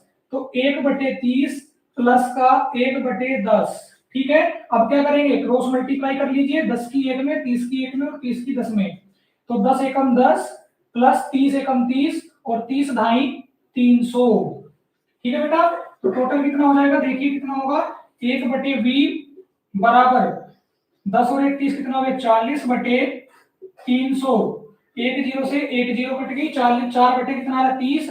4 से 30 को भाग करेंगे, 4 सत्ते 28 हो गया, 2 बचा, दशमलव लिया, 0, 4 पंजे 20। ठीक है, तो कितना आ गया, 1/v बराबर कितना आ गया, 1/7.5, या v बराबर कितना हो गया, 7.5 सेंटीमीटर। ठीक है बेटा, तो देखिए मैंने क्या कहा था, मैंने कहा था बेटा v आपका धनात्मक आएगा। v कैसा आएगा, धनात्मक। ठीक है, तो v कैसा आया है, धनात्मक ही आया है, यानी कि हमारा सवाल बिल्कुल ठीक है। हमारा सवाल कैसा है, बिल्कुल ठीक है। नोट करें, दूसरा अंकित प्रश्न नोट कर लीजिए। ठीक है बेटा, अभी मैं क्या कर रहा हूँ, आपको सिखा रहा हूँ न्यूमेरिकल। तो फॉर एग्जांपल ऐसे ही मैं आपको न्यूमेरिकल बता रहा हूँ। कल क्या करेंगे, कल एक्सरसाइज से न्यूमेरिकल करेंगे, जो आपकी बुक में अंकित प्रश्न दिए हैं, कल उनका सॉल्यूशन करेंगे। ठीक है, नोट करें फटाफट, फटाफट नोट करें।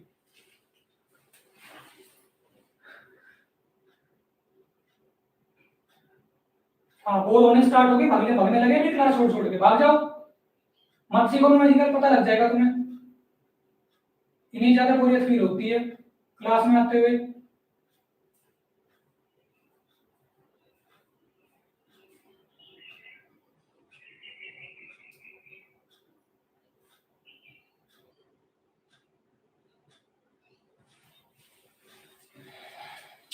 कर लिया नोट सभी ने?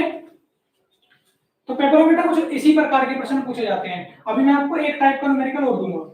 ठीक है, एक टाइप का न्यूमेरिकल और देते हैं, फिर आज का सेशन खत्म कर देंगे बेटा। ठीक है, मैंने पहले कहा था कल बच्चे कहते हैं कि सर 1 बजे तक का सेशन रख लेना, लेकिन मैंने क्या कहा था, अगर बच्चों की उपस्थिति ज्यादा रहती है तो 1 बजे तक का सेशन होगा, अन्यथा की स्थिति में नहीं होगा। ठीक है बेटा, तो कल कर लेंगे फिर 1 बजे का सेशन। अगर बच्चों की संख्या बढ़ती है तो घटेगी, तो बेटा फिर वही 12:30 तक की क्लास चलनी है। नोट हो गया, नोट कर लिया सभी ने? सभी ने नोट कर लिया? बताइए, नोट कर लिया क्या?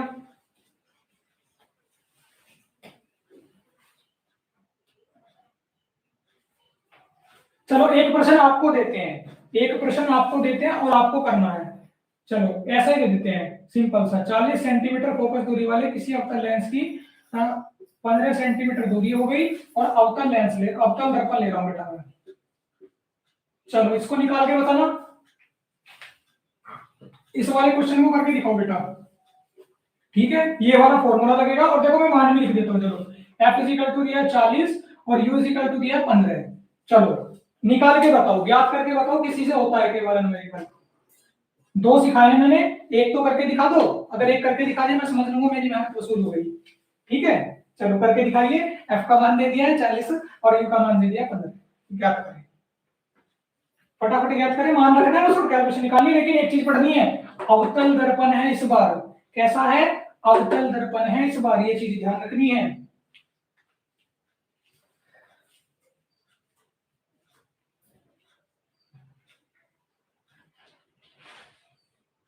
जिसने आंसर निकाल दिया समझिए वो सीख गया, जिसने आंसर ज्ञात कर लिया समझिए वो सीख गया, नहीं करा तो बेटा फिर गड़बड़ है।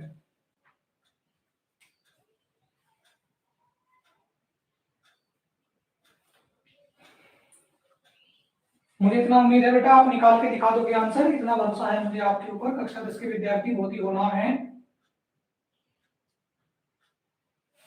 हाँ क्या पास कह रहे हैं यस सर? हाँ बेटा यस सर तो हो गया, लेकिन आंसर भी तो बेटा यस सर से काम नहीं चलने वाला, आंसर भी देना पड़ेगा। ठीक है बेटा, आंसर भी दीजिए।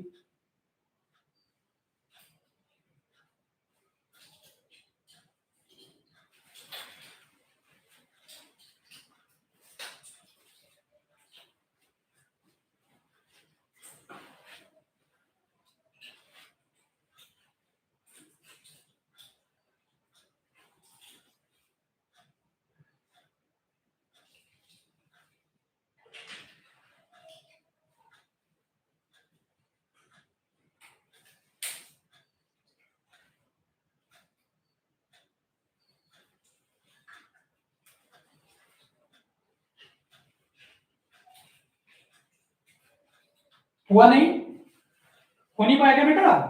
कठिन प्रश्न दे देगा बेटा, ज्यादा कठिन प्रश्न दिया क्या बेटा? हाँ अर्जुन प्रजापति, इनका आंसर आया -12। चलो बेटा हम भी देखते हैं क्या आएगा। एफ कैसा होगा? अवतल दर्पण है तो माइनस का, तो माइनस के 1/40, और देखिए बेटा माइनस और 1 माइनस के, यू कैसा होगा? माइनस का, तो क्या हो जाएगा? माइनस के 1/40 प्लस का 1/15, तो माइनस के 15 प्लस के 40/40 गुना 15, 40 दाएं 400 और 200 यानी कि 600 आ गया। ठीक है, तो कितना होगा? 1/v is equal to minus के, ये प्लस का 40 में से 15 गया था बेटा, 25 बचेगा, 25/600। ठीक है, और 600 को 25 से भाग कर लो, 25 दूनी 50, 25 चौका 100, तो कितना आ गया? 1/v इज इक्वल टू 1/24, और v is equal to minus के 24 सेंटीमीटर। बेटा 12 नहीं आ रहा है, 24 आ रहा है। ठीक है, कोई 10 बता रहा है, कोई कुछ बता रहा है बेटा, माइनस के 24 आएगा।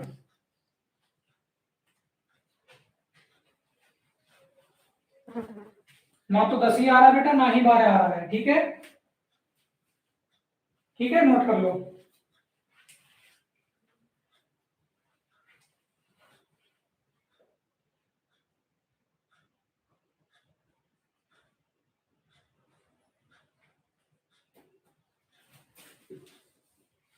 नोट करेंगे सभी।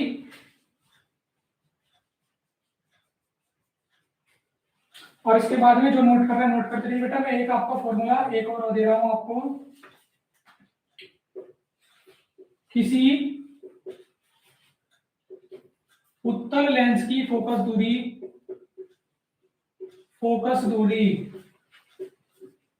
25 सेंटीमीटर है, 25 सेंटीमीटर है। लेंस की क्षमता ज्ञात कीजिए, लेंस की क्षमता ज्ञात कीजिए।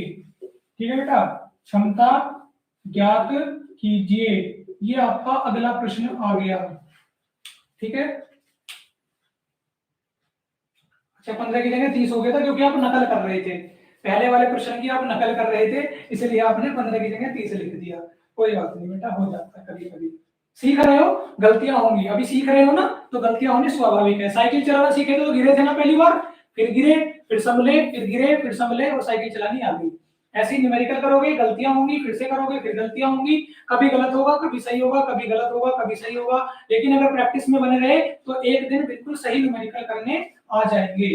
चलो अब इसकी बात करते हैं न्यूमेरिकल की, ये कैसे होगा। ठीक है बेटा, मैंने आपको क्षमता के दो फॉर्मूले बताए थे। क्या बताए थे? P is equal to 1/f यदि मीटर में हो, और दूसरा क्या कहा था? P is equal to 100/f यदि किसमें हो? सेंटीमीटर में हो। तो क्वेश्चन को पढ़ के देखते हैं। उत्तल लेंस की फोकस दूरी 25 सेंटीमीटर है, तो फोकस दूरी किसमें इस बार? सेंटीमीटर में है। फोकस दूरी किसमें दी गई? सेंटीमीटर में। तो फॉर्मूला कौन सा लगेगा बेटा? सेकंड वाला लगेगा। हमें क्या करना है? क्षमता ज्ञात करनी है, तो P बराबर 100/f सेंटीमीटर।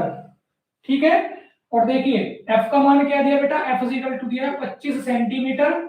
ठीक है, तो क्या हो जाएगा? 100/25 सेंटीमीटर, और 25 चौका 100, तो P बराबर क्या आ गया?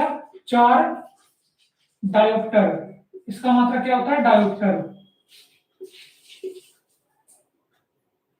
ऐसे लिख लो, P is equal two plus के 4 डायोप्टर।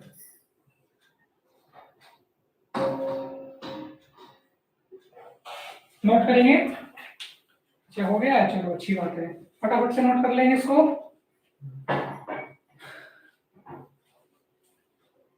अब मैं आपको, जब आप इसको करोगे फिर मैं आपको एक क्वेश्चन और दूंगा, ठीक है? करिए इसको फटाफट।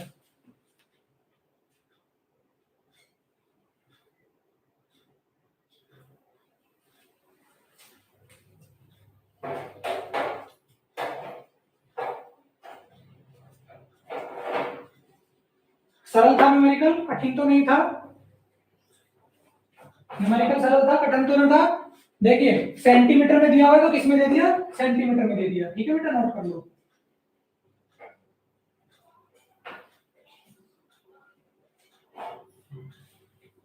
क्या पूछा इसमें? किसी उत्तल लेंस की फोकस दूरी 25 सेंटीमीटर है तो लेंस की क्षमता ज्ञात कीजिए, ठीक है? जल्दी से नोट कर लो।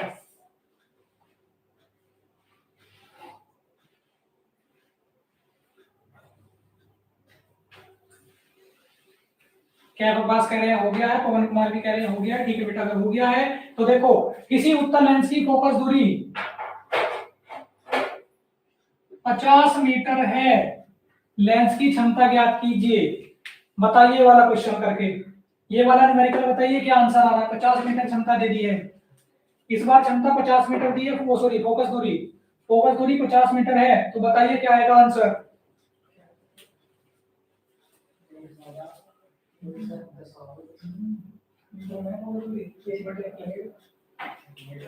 एक बटे 50 50 से इक्वल करेंगे, 50 ना फोकस दूरी, फिर दूसरा सवाल बना दिया ना इसमें। चलो बेटा आंसर बताइए, पहले वाला तो ये रहा सरल सा, अब दूसरे वाला बताइए क्या आ रहा है।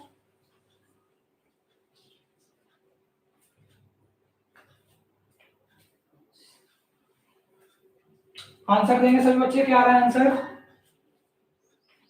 फटाफट फटाफट आंसर। इतना सरल मेरे नहीं हो पाया बेटा, कैसी बात करते हो, पिटने वाले काम करते हो आप।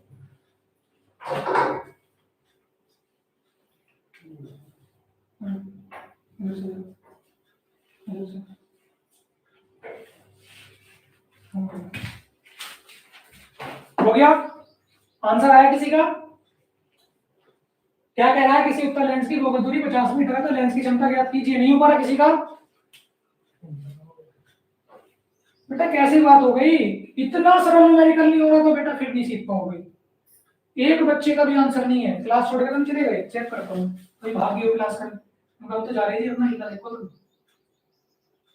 अच्छा बच्चे क्लास में उपस्थित हैं, ठीक है बेटा, आठ आठ में बच्चों की संख्या क्लास में उपस्थित हो, मतलब क्यों नहीं रहे तो फिर आंसर फटाफट से बताइए।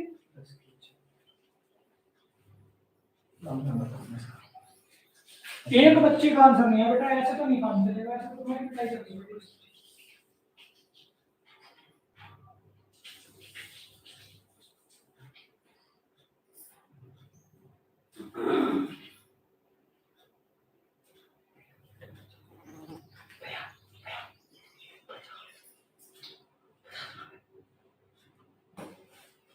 क्या आंसर आ रहा है बेटा सभी का?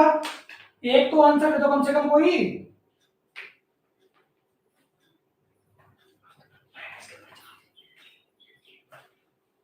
किसी का भी आंसर नहीं, किसी को कुछ नहीं आता, सब बेकार हो।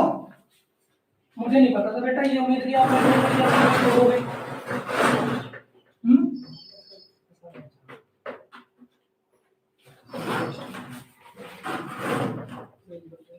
माइनस के दो, गलत आंसर है बेटा, देखो कैसे होगा। क्या दिया बेटा? 50 मीटर दिया है, कितना दिया है? 50 मीटर दिया है, तो बेटा देखिए मीटर में है इस बार, तो फॉर्मूला क्या लगेगा? पहले वाला लगेगा, सबने दूसरा फॉर्मूला लगा दिया, पहले वाला फॉर्मूला, तो देखिए क्या हो जाएगा, P बराबर 1/f में P इज इक्वल टू 1/50, 50 से 1 को भाग करेंगे, 0.00, 50 दूनी 100, तो कितना आ गया बेटा? P is equal to 0.02 dioptre, ठीक है? आंसर नोट करें सभी, बेहद ही सरल न्यूमेरिकल था लेकिन आप नहीं कर पाए बेटा। चलो नोट कर लो, नोट कर लीजिए सभी।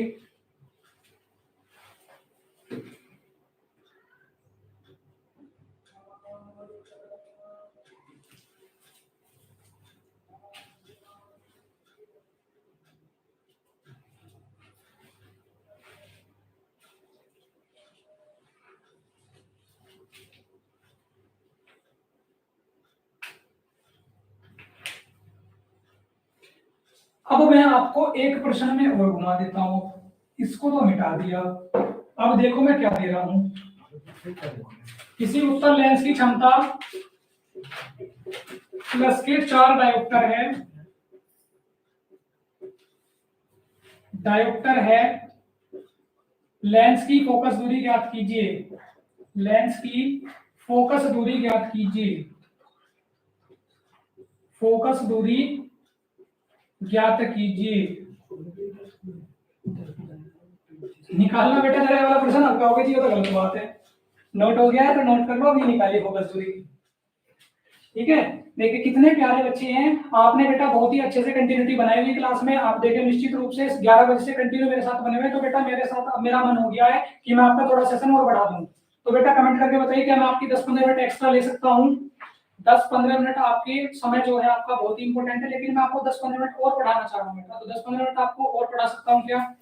कमेंट करके बताइए। अगर आप क्लास बंद करने के लिए कहते हैं तो बेटा बंद कर देंगे, और अगर कहते हो 10-15 मिनट और पढ़ा लीजिए तो बेटा 10-15 मिनट और पढ़ा लेंगे, कोई दिक्कत वाली बात नहीं है। कमेंट करके बताइए आपकी क्या प्रतिक्रिया है, क्लास बंद कर देनी चाहिए अब?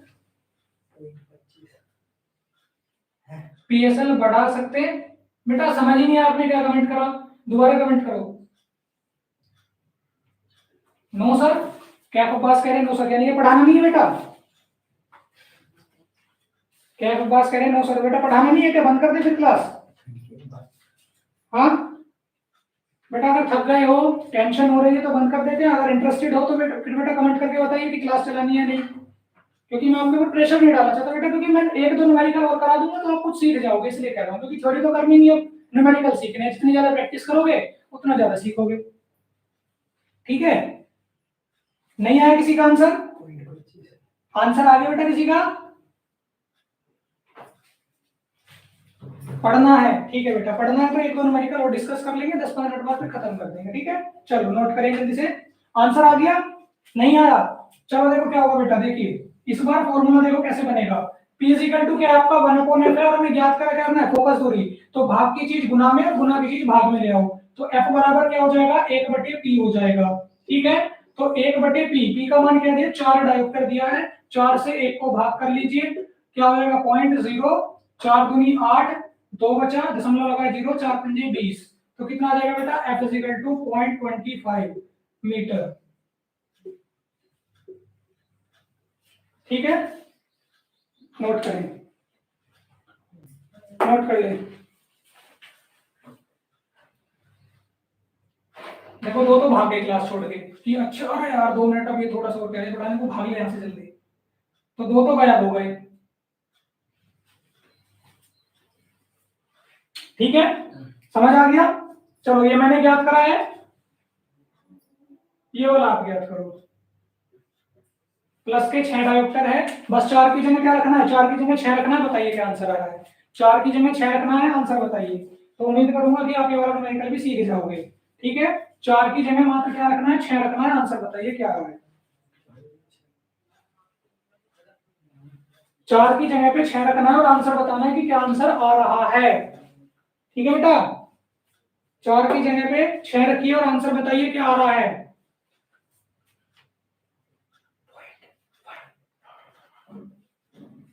रखो बेटा 4 की जगह 6, 4 की जगह 6 रखो और बताओ क्या आ रहा है,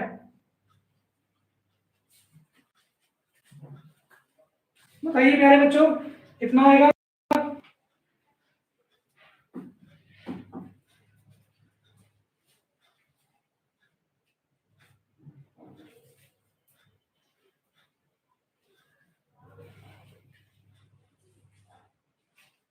कोई आंसर नहीं? तो बेटा आप तो फिर नहीं सीख पाओगे अगर आप कोई आंसर नहीं दे रहे हो, ठीक है ना बेटा, बिना आंसर के थोड़ी सीख जाओगे आप। मुझे क्या पता लगेगा आपने सही किया है गलत किया, जब तक कमेंट ही नहीं करोगे।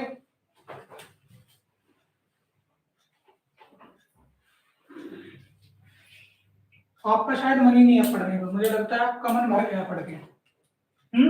मन ही नहीं है शायद पढ़ने का जी, बहुत पढ़ लिया, बना पढ़ रहे हम। अब तो जी सिर में दर्द कर रहे थे हमारे हम नहीं है, ये वाली बात तो नहीं हो रही? किसी का कोई आंसर नहीं है, एक भी बच्चे का। 1/6, 6 से 1 को भाग करेंगे, दशमलव लगाए 0, 6 एकम 6, 4 बचा, पॉइंट लगा 0, 6 6 36 पॉइंट, यहाँ पे 4 तो पॉइंट 0, 6 6 36, यानी कि एफ इज इक्वल टू कितना आ जाएगा 0.166 मीटर। नोट करो।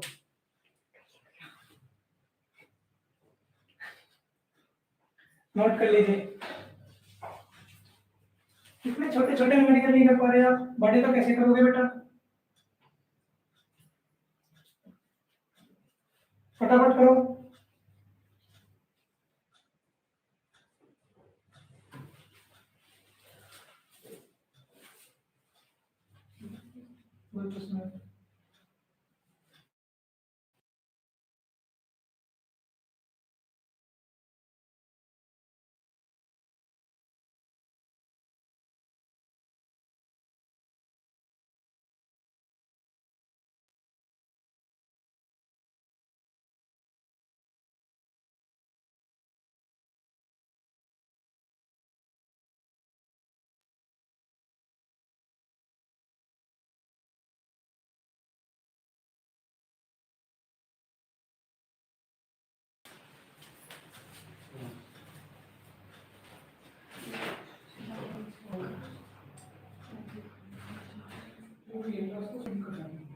चलो बेटा अगला क्वेश्चन देखिए। 4 सेंटीमीटर कोई वह लंबी वस्तु, एक मिनट रुको बेटा, कुछ एरर आया शायद। 1 मिनट बेटा, 1 मिनट।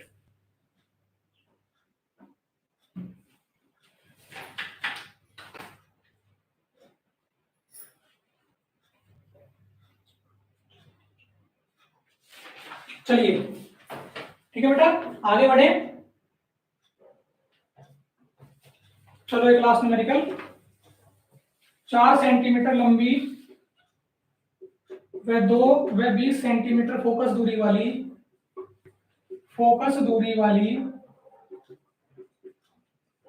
एक वस्तु 30 सेंटीमीटर दूर रखी है।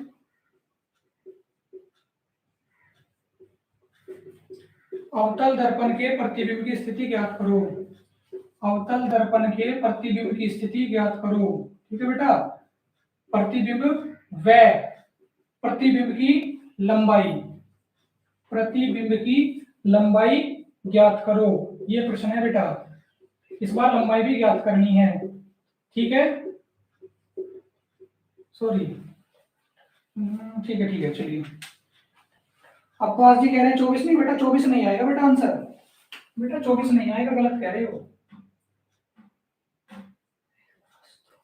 देखो इस बार क्या दिया, फोकस दूरी f is equal to 20 centimetre. ठीक है, 4 सेंटीमीटर लंबी, यानी कि ओ डैश का मान दिया बेटा कितना, 4 सेंटीमीटर। ठीक है, और क्या ज्ञात करना है, u भी दिया बेटा 30 सेंटीमीटर, और क्या ज्ञात करना है, v का मान बताना है, और i डैश का मान बताना है। ठीक है, तो क्या करेंगे, देखो पहले क्या निकाल लेते हैं, पहले v ही ज्ञात कर लेते हैं। 1/v इज इक्वल टू क्या होगा, 1/f माइनस के 1/u होगा बेटा। ठीक है, तो क्या हो जाएगा, तो अवतल दर्पण है क्योंकि, तो दोनों माइनस में, तो माइनस का 1/20 और माइनस 1 माइनस का 30, माइनस माइनस प्लस, तो माइनस का 1/20 प्लस का 1/30, क्रॉस मल्टीप्लाई कीजिए, तो माइनस का 30 प्लस का 20/600। ये तो पहले सवाल की तरह बन गया, लेकिन इसमें चेंज क्या है, आई डैश भी हमें ज्ञात करना है। तो देखिए क्या होगा, 1/v is equal to minus के 10/600, 1 0 से 1 0 कटी, 1/v is equal to minus के 1/60, v बराबर 60 हो गया बेटा। ठीक है, v का मान क्या आ गया, 60 आ गया। और देखिए अब हमें क्या ज्ञात करना है, प्रतिबिंब की लंबाई या प्रतिबिंब की स्थिति, प्रतिबिंब की लंबाई। तो बेटा रेखीय आवर्धन का सूत्र लगाइए। रेखीय आवर्धन का सूत्र क्या पढ़ाया था मैंने आपको, आई डैश बटे O dash is equal to minus के v बटे u पढ़ाया था। ठीक है, याद आ गया सभी को या नहीं आया? तो देखिए क्या हो जाएगा, ओ डैश को इधर ले जाइए, I dash is equal to minus के v बटे u गुना ओ डैश। ठीक है, तो देखिए माइनस का भी कितना दिया गया है, माइनस का भी, रुको बेटा माइनस का 60 आया था। ठीक है, तो इसका मान क्या था 60, और u का मान क्या था बेटा, u का मान था 30, और o का मान कितना दिया गया है 4 सेंटीमीटर। तो 30 दूनी 60, 30 दूनी कितना बेटा 60 और 4 दूनी 8, तो आई डैश कितना आया है -8 सेंटीमीटर। तो यानी कि प्रतिबिंब कितना लंबा बन रहा है -8 सेंटीमीटर लंबा प्रतिबिंब हमारा बन रहा है। ठीक है बेटा, नोट कर लीजिए, ये था आज का आपका आखिरी प्रश्न। ठीक है बेटा, फटाफट से नोट कर लीजिए।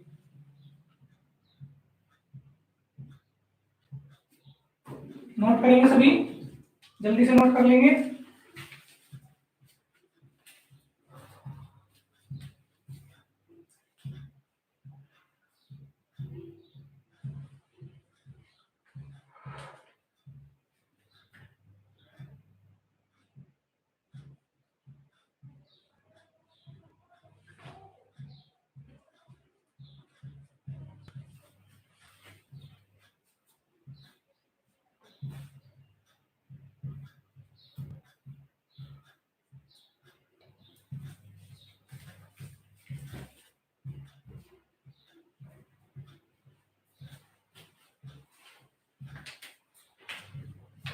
हो गया, सभी का हो गया बेटा।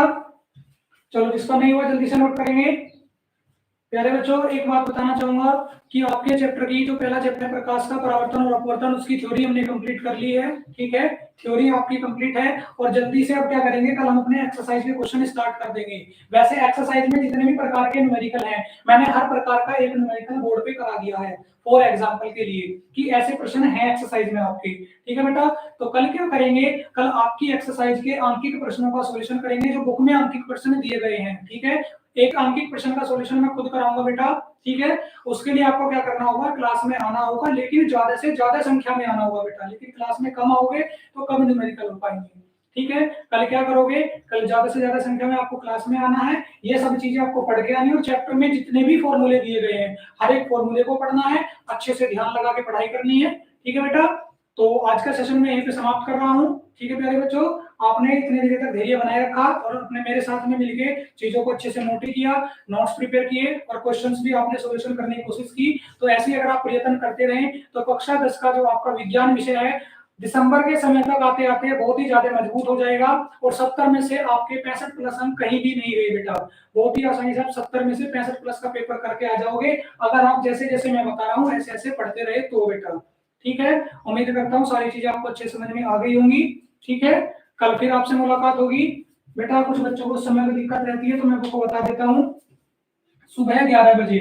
ठीक है प्यारे बच्चों, सुबह 11 बजे मुलाकात होगी मॉर्निंग में। ठीक है, तो सभी बच्चे समय से आएंगे, क्योंकि बेटा आंकिक प्रश्नों की क्लास चलनी है। ठीक है, आंकिक प्रश्नों की क्लास चलेगी तो सभी बच्चे टाइम से और क्लास में जरूर आएंगे। ठीक है प्यारे बच्चों, तो चलिए अब आप थोड़ा रेस्ट कर लीजिए, सो जाइए या फिर खाना खा लीजिए, जो भी आपको करना है, तो आप फ्री हैं। ठीक है, जय हिंद, जय भारत।